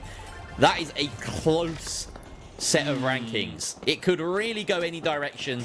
We're unlikely to see a doubled cash out in these final stages because you're likely to see everyone trying to fight for those higher positions. Well, the only time the double will come in is if, by any chance, Always Hungry gets both of them. Then they will double up. Then they will play that risk. Otherwise, they don't want to do that. But I tell you what they do want to do. How about we get close personal? Shotgun doing the damage it needs to, and Emilian is taken away. A big name in the scene as well, Emilian, and he's just not been performing in the same way. I don't think I've really seen many kills from him. The strange thing for Saints 1 from me today has been consistency. They've always seemed like a consistent team where they have either on days or off days. This has been a bit of both. So my impression of them is now skewed. But we have now Gamblers suffering a little bit as Folin is separated from his team. Only Kiriki left. I feel like Devil's Work must have been picked as an independent floater somewhere, and that really opened the door for Always Hungry here to get this steal early on. It must have been a quick delivery from Devil's Work. He must have got that plug, and then Always Hungry probably waiting for him. So very nice positional play by Always Hungry, I assume. We're going to tune in now to Emilian, looking to hopefully prove us wrong and say that he is performing today. He had some incredible games on Wednesday. Unfortunately, that RPG is less than incredible. He has to back away with the Shack, try and regroup with his team.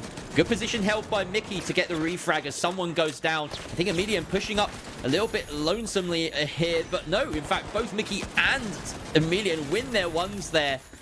And that defib is going to bring them back into contention. Great surge there from Saints 1. I had my doubts during that fight, but they managed to make it work.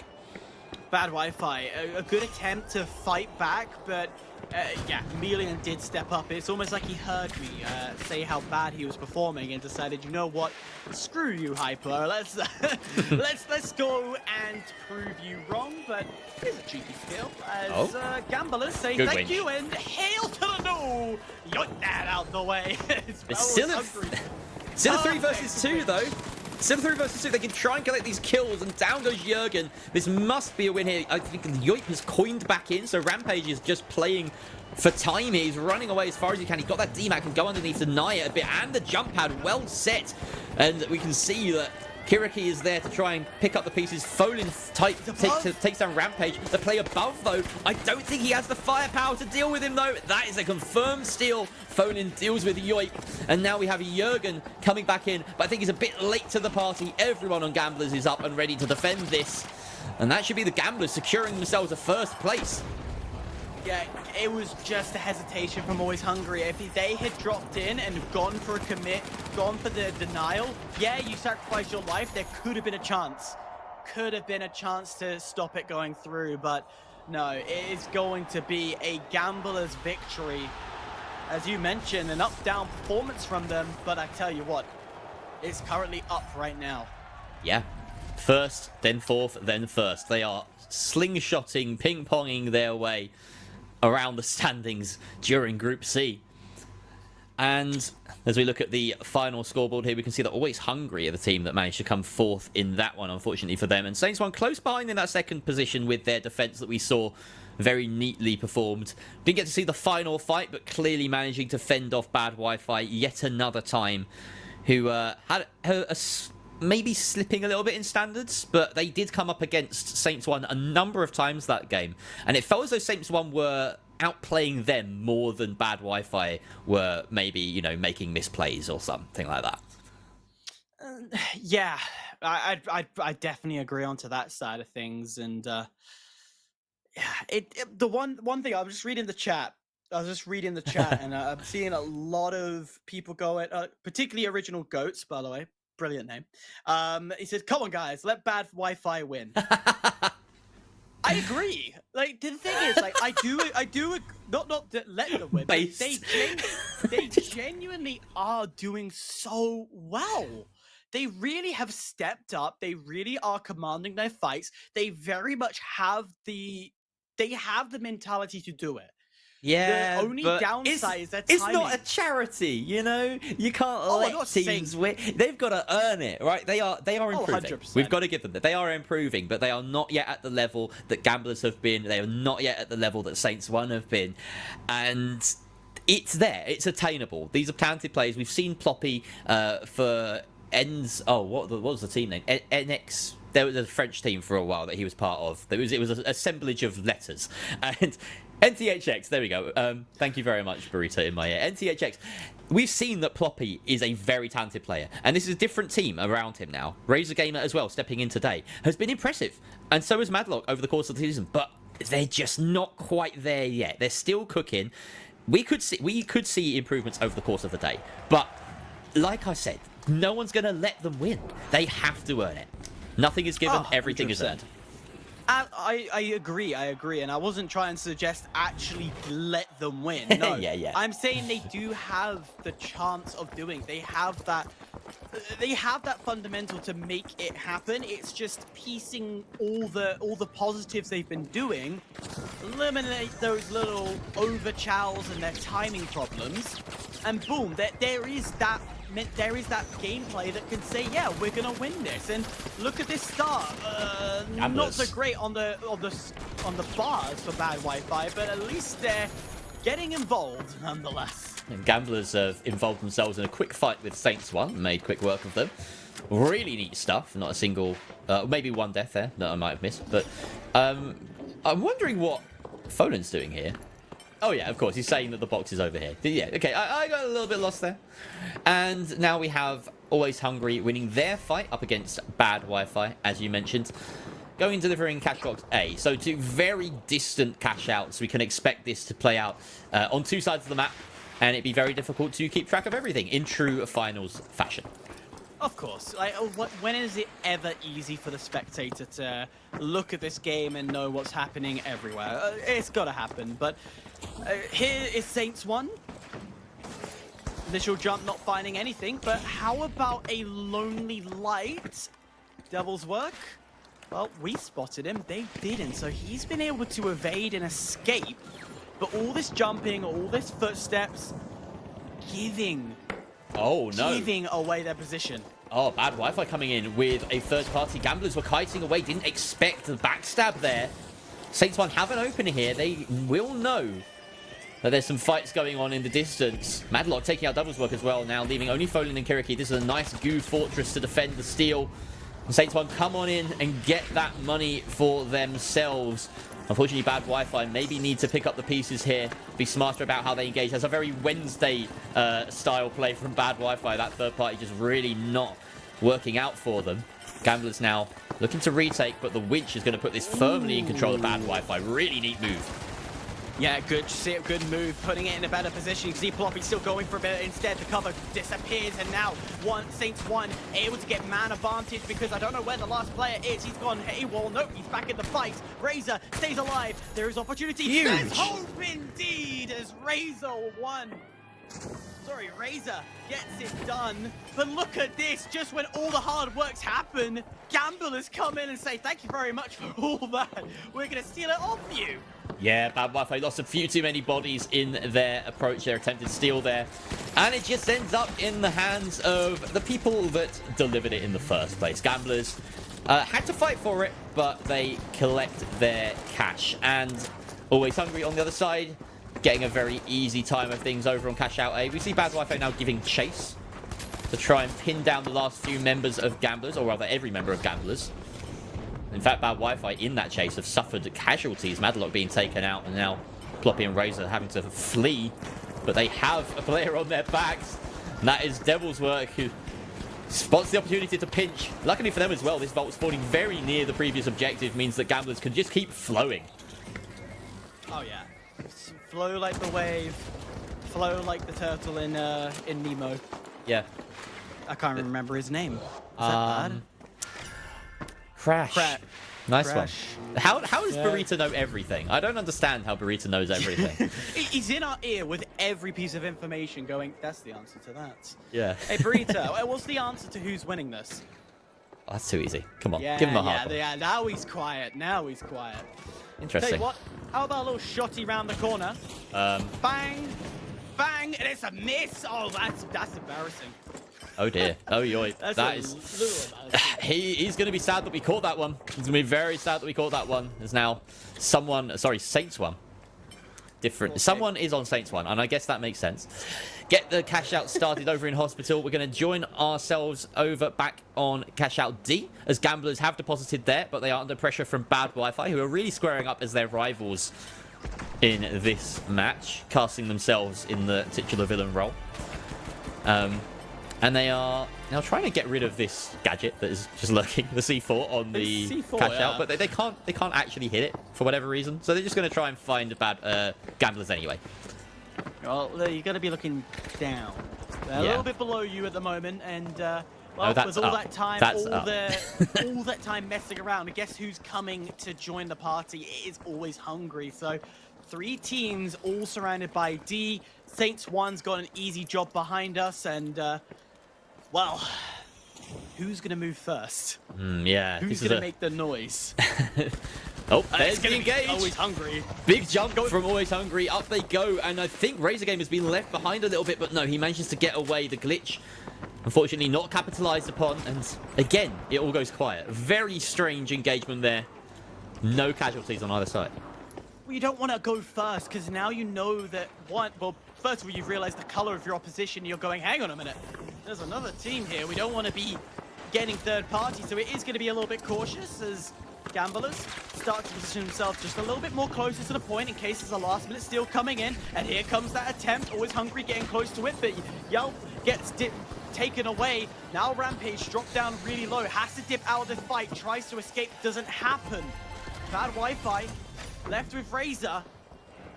And all that stalemate just basically handed the work to Gamblers. And trying to rotate all the way over to Saints 1, well, don't even bother. It's interesting It's not there. gonna happen. Always Hungry were definitely the team that came in with the third party that time, and that was definitely not the play. They really couldn't find the opening. When they committed to that top floor, they probably should have just actually committed and tried to take the fight no matter who was on the other end of it. Gamblers came out with no casualties at all during the course of that. I think Devil's Work got brought down, but he was immediately rezzed. So yeah, Gamblers now sitting on a hefty 30k, way out ahead of the pack. But these final cash outs will matter. Bad Wi-Fi is in their best interest to actually double this. Everyone else will probably be trying to go for singletons. And at the moment, Bad Wi-Fi haven't tapped a vault, so expect it to see play out in a fairly normal fashion.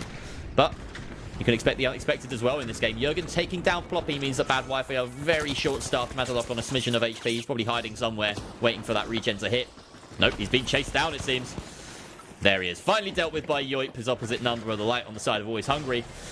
But the cash outs, where are they? We've got one started on B by Saints 1, and A is in the hands of the Gamblers. Well, here's good news.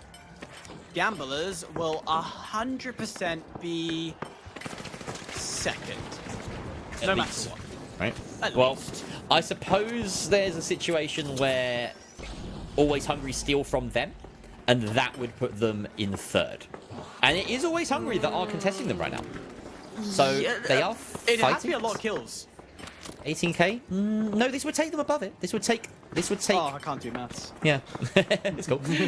So yeah, this is attempted steal that would put Gamblers down into third place if it's successful. And Always Hungry are fully staffed and with lots of utility. Great winch, but no, it's too late. So now they have to commit to the kills. And it is a 2 versus 3 here as Devil's Work was taken out there by Rampage. Great cover from the Pike.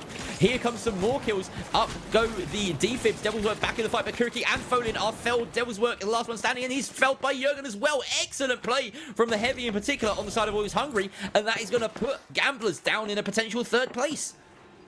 Gamblers are celebrating. They've got to be celebrating here now, knowing that they've got essentially a 3-second place coming towards them. As there will be mad dashes. Mad dash, 30 seconds on regulation, 17 in overtime. Both teams rushing to the nearest point. Bad Wi-Fi are going to go towards Always Hungry. There's no strategy here. It's just going to be a case of drop in. What can you do? What happens from it? They've been spotted. Gunshots already flying in. But Bad Wi-Fi, they don't really have much time to hesitate. But guess who's also here as well? Gamblers are going to risk it all for a third-party dash. Onto the point, they try and attempt Dome Shield out, but it's nowhere near point because nobody can get to it because of the amount of goo in place. Always Hungry, down to Jurgen, left alive to try and bend it. And a good winch from the Bad Wi-Fi squad. They're trying to third party in, 4 seconds There to it go. goes. Nobody can get it. Oh, what a spectacular ending to that game. Saints 1 come out with the spoils. Always Hungry in second place after that steal against the Gamblers. And yes, no successful third party at the very end. Wow, what a chaotic and back and forth game. Really did think the Gamblers were riding the wave of that game home. But their bungee jumping continues up into first, fourth, first, and now down into third. Crazy day for them. Yeah. I know, I've never done a bungee jump, but I can tell you what, I know a lot of people say it's scary, and I'm sure the Gamblers are scared right now. With this up and down performance, it's not feeling good for them. But let's put the big but in this question. How unpredictable has this server been? It's been hugely unpredictable. Saints 1's taken a win, Always Hungry's taken a win, Gamblers taken a win. The only team that hasn't done it yet is Bad Wi-Fi, who have been stuck in third and fourth. And once again, it's another game for Bad Wi-Fi where there are great moments where they were in the right position, and one of them, and it's the second round one as well, where they did all the hard work, and then Gamblers walk in and just steal it off them while they're going for the revives.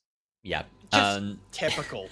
It is rough, but that's the way it works, and you have to be aware of the fact that you can't necessarily commit absolutely everything to a fight, or if you do, it's got to be a really quick and clean one where you don't take any casualties, and you can't always control that. You know, teams are going to shoot back, so it is a very smart strategy to go in for those third parties if you can time it right, if you can read the game well and position yourself.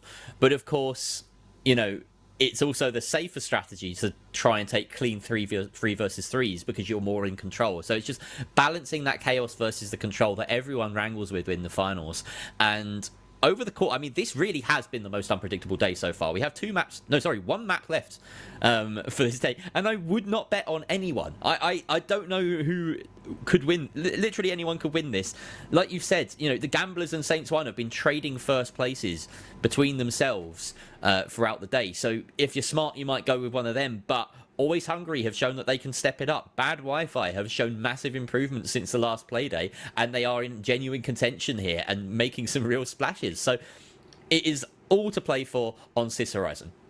Yeah, and I think that's what also feels good for a lot of teams. Sis Horizon is the map that's coming up, and it's very much a map that is loved by all teams. That ability to have an indoor feel, but also have an outdoor feel. We see a lot of winches bring it towards the alleys where you got a safe wall next to you. There's so much you can do on Sis Horizon that no matter your game style, it does mold around how Sis Horizon is. Plus, also, no variations. So it is just that map it makes life 10 times easier. So I honestly think there is chances of a major upset coming through. I feel that I'm still putting it. I'm doubling down. All right. Bad Wi-Fi has that opportunity, and it sounds crazy as somebody who's really good at predictions. I don't know why I'm doubling down on Bad Wi-Fi, but it feels right.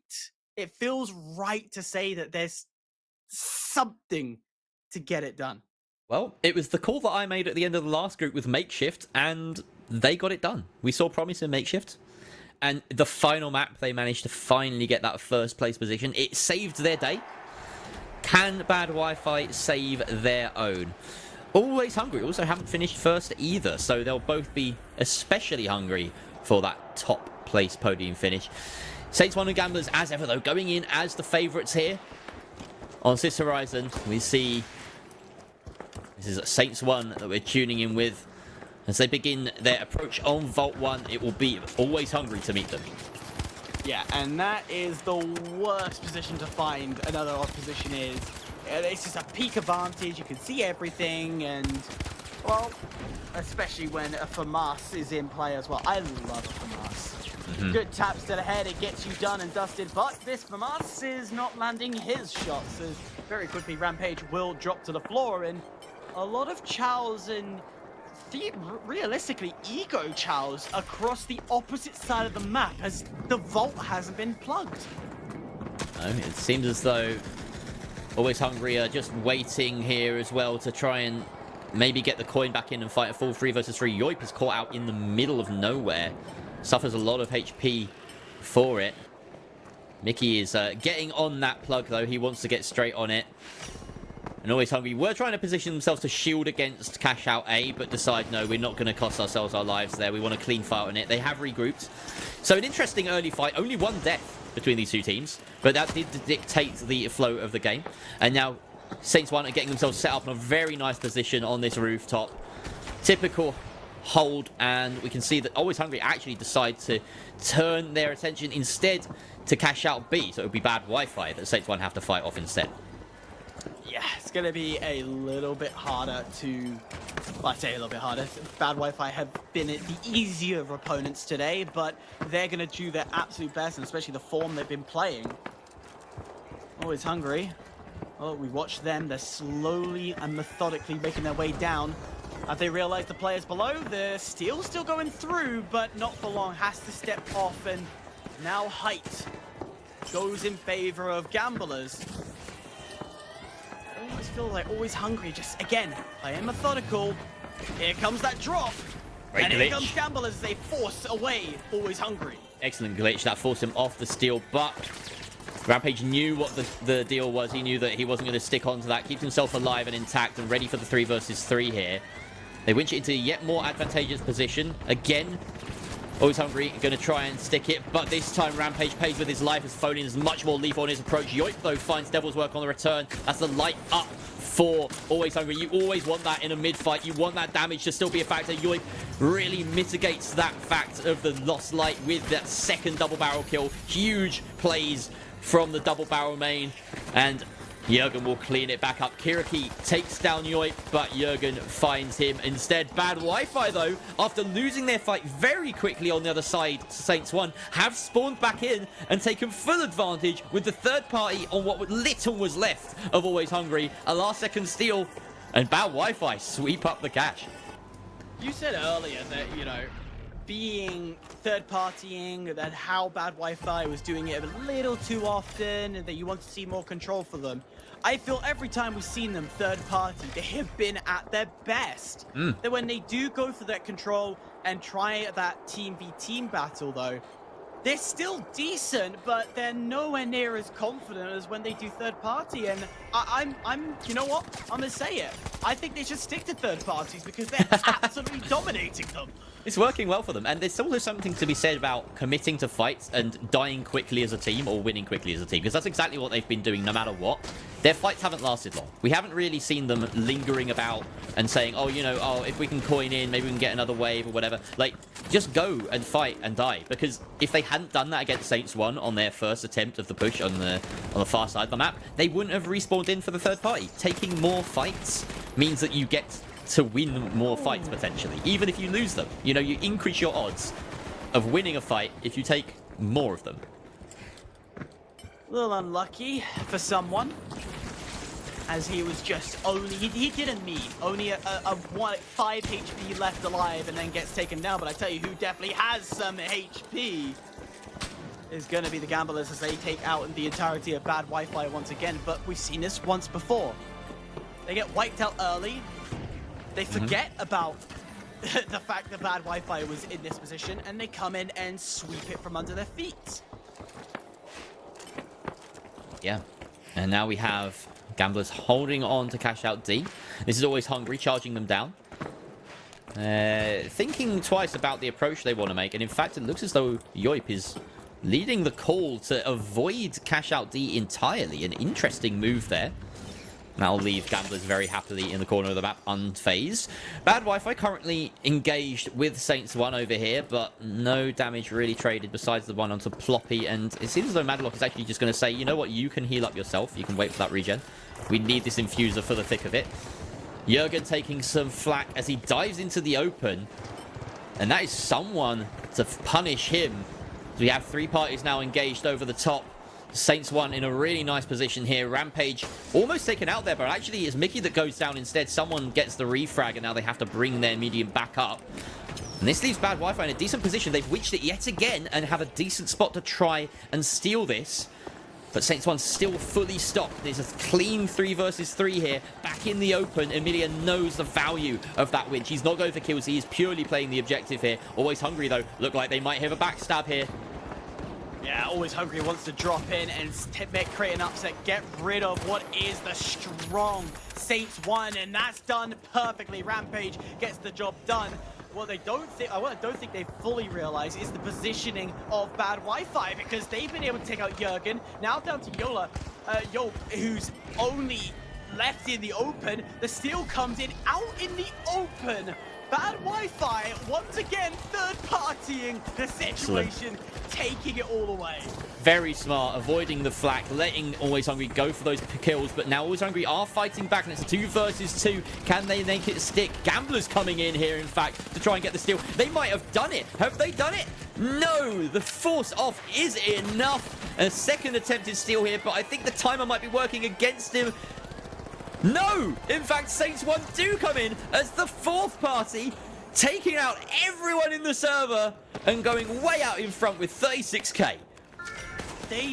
Didn't they just get the previous one as well? They were out and quiet in a different area. No, Saints 1 was watching over the entire thing. My apologies. No, they were watching over. They get wiped by Always Hungry. Always Hungry completely forgets that Saints 1 was fighting Bad Wi-Fi originally, and Bad Wi-Fi gets the steal by taking out Always Hungry.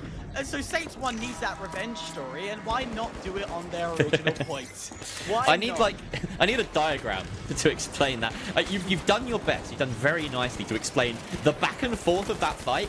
But yeah, I mean, you had to be there, really, didn't you? If you weren't watching that, go back and watch it again. It was utter chaos. It is the final through and through. We now have the final cash box with 18k, or one of the 2 final cash boxes, as it's been winched out of position. Was that did they winch the box through the gateway? Is that what happened there? No, I think he was thrown in the wrong direction, landed in the gateway and gone a different direction. But hey, I'm not one to complain here, as that box still out in the open. It's got to get in well, between now and whenever. But the last 50 seconds for cash point A is in play. But this looks like it should go in, so we are going to see a split to finish it off. Realistically, Bad Wi-Fi, they really should double stack, but they're not going to, because they know how hard this very open B-side is. It's not too bad to go for the single. That, you know, they're fighting from 3rd up to 2nd. Really Always Hungry with a team that wanted to double here. Dead last, way behind 1st place. But Always Hungry will have to settle for stealing something and maybe coming 2nd place instead. We see someone holding off the Gamblers, but there is that res coming back on.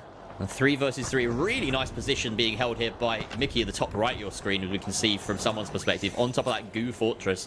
Almost like a treason angle, I'd like to say at this point. On the other side, it looks as though Bad Wi-Fi are winning their fights, but there's that res. And keep track of 2 objectives at once. It could really go either way. First, second, third, and fourth, all up in the air. Well, I tell you what, everyone's left Saints 1B. They've all focused on A. And right now, Bad Wi-Fi have control. The signal's good. They understand what they need to do, but with 2 teams lingering around, always hungry, Jurgen left alive, trying to stay alive, but we're seeing Saints 1 sending over someone to have a little sniff in this area, understand what's happening. But that shotgun, gonna hit and get the kill. But look who's here, someone getting a free kill.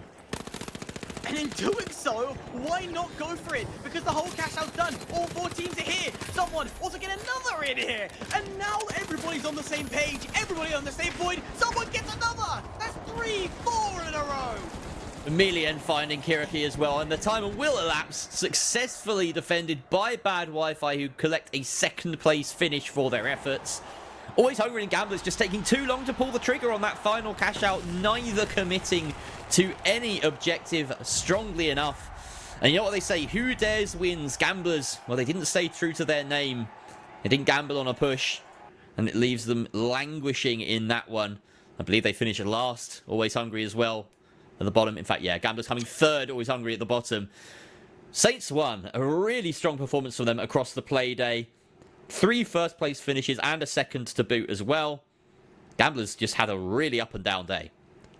Yeah, it went like a full yo-yo type of thing. In 1 minute it was up here, really good. The other minute down here, not so good. And this inconsistency is something they need to look at. They need to go back, look at the VOD, work out where in their attacks are they being slow, where in the attacks are they being precise, and essentially just nitpick their way through it.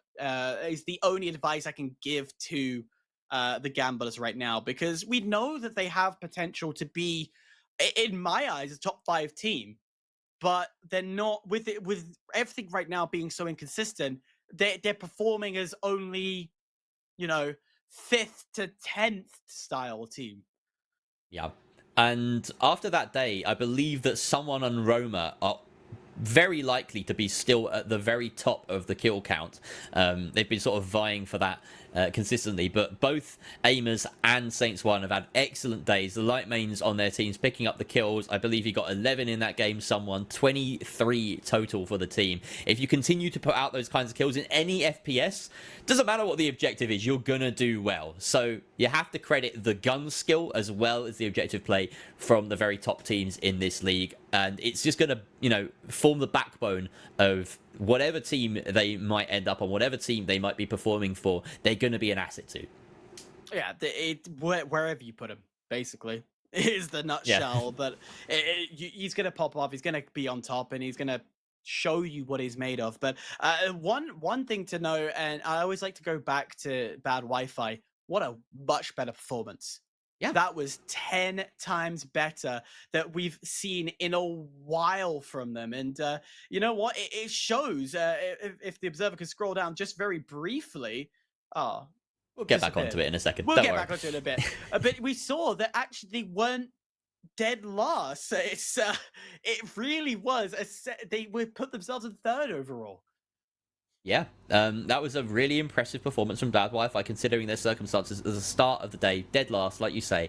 And yeah, I think Always Hungry probably coming out of this as the sort of losers of the group, right? They didn't perform quite as highly as Bad Wi-Fi on average across the games. It was very, very close between them. We'll get those points sorted and visible in a few seconds. But Gamblers, yeah, they had some real ups and downs today. 2 first place finishes, though. Of course, the first place finishes are so valuable in this scoring system that they will be quite happy that they managed that, especially in a group that includes Saints 1, who will have come into this as the favourites. And there you go. Those are the standings at the moment. We have not every team visible at present, but you can see the teams that were in this group all doing very well. To be fair, there's still 3 teams beneath Always Hungry in those standings, so it means that they've done decently enough to maybe keep themselves in that 7th spot for the day. Is that 7th, or have they dropped? No, it looks as though these are the day 4 points. Let's have a look now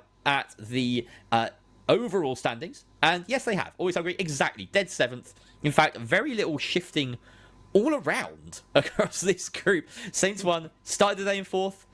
Always Hungry started the day in 7th. Gamblers have climbed 1 spot. And Bad Wi-Fi have closed the gap but remain in last place. Yeah, it's not what bad Wi-Fi want to see. They want to see themselves jump up and make some progression. But I tell you what, only being 100 points away, actually 99 points away, Team Extreme. They're under the three digits. They can find themselves to jump up, and you have to think later on when we get to season 2, they don't want to be in this position because then they have to go through the qualifiers relegation game. So that is something that they very desperately want to make sure they're out of. But yeah, Saints 1, they've closed that gap really nicely, but we're starting to see a true spread as Aimers extend a new lead. Pulsar dropping down dramatically and is in this danger zone with Saints 1 nibbling at them. So top 4, I would say it turns into a very interesting battle.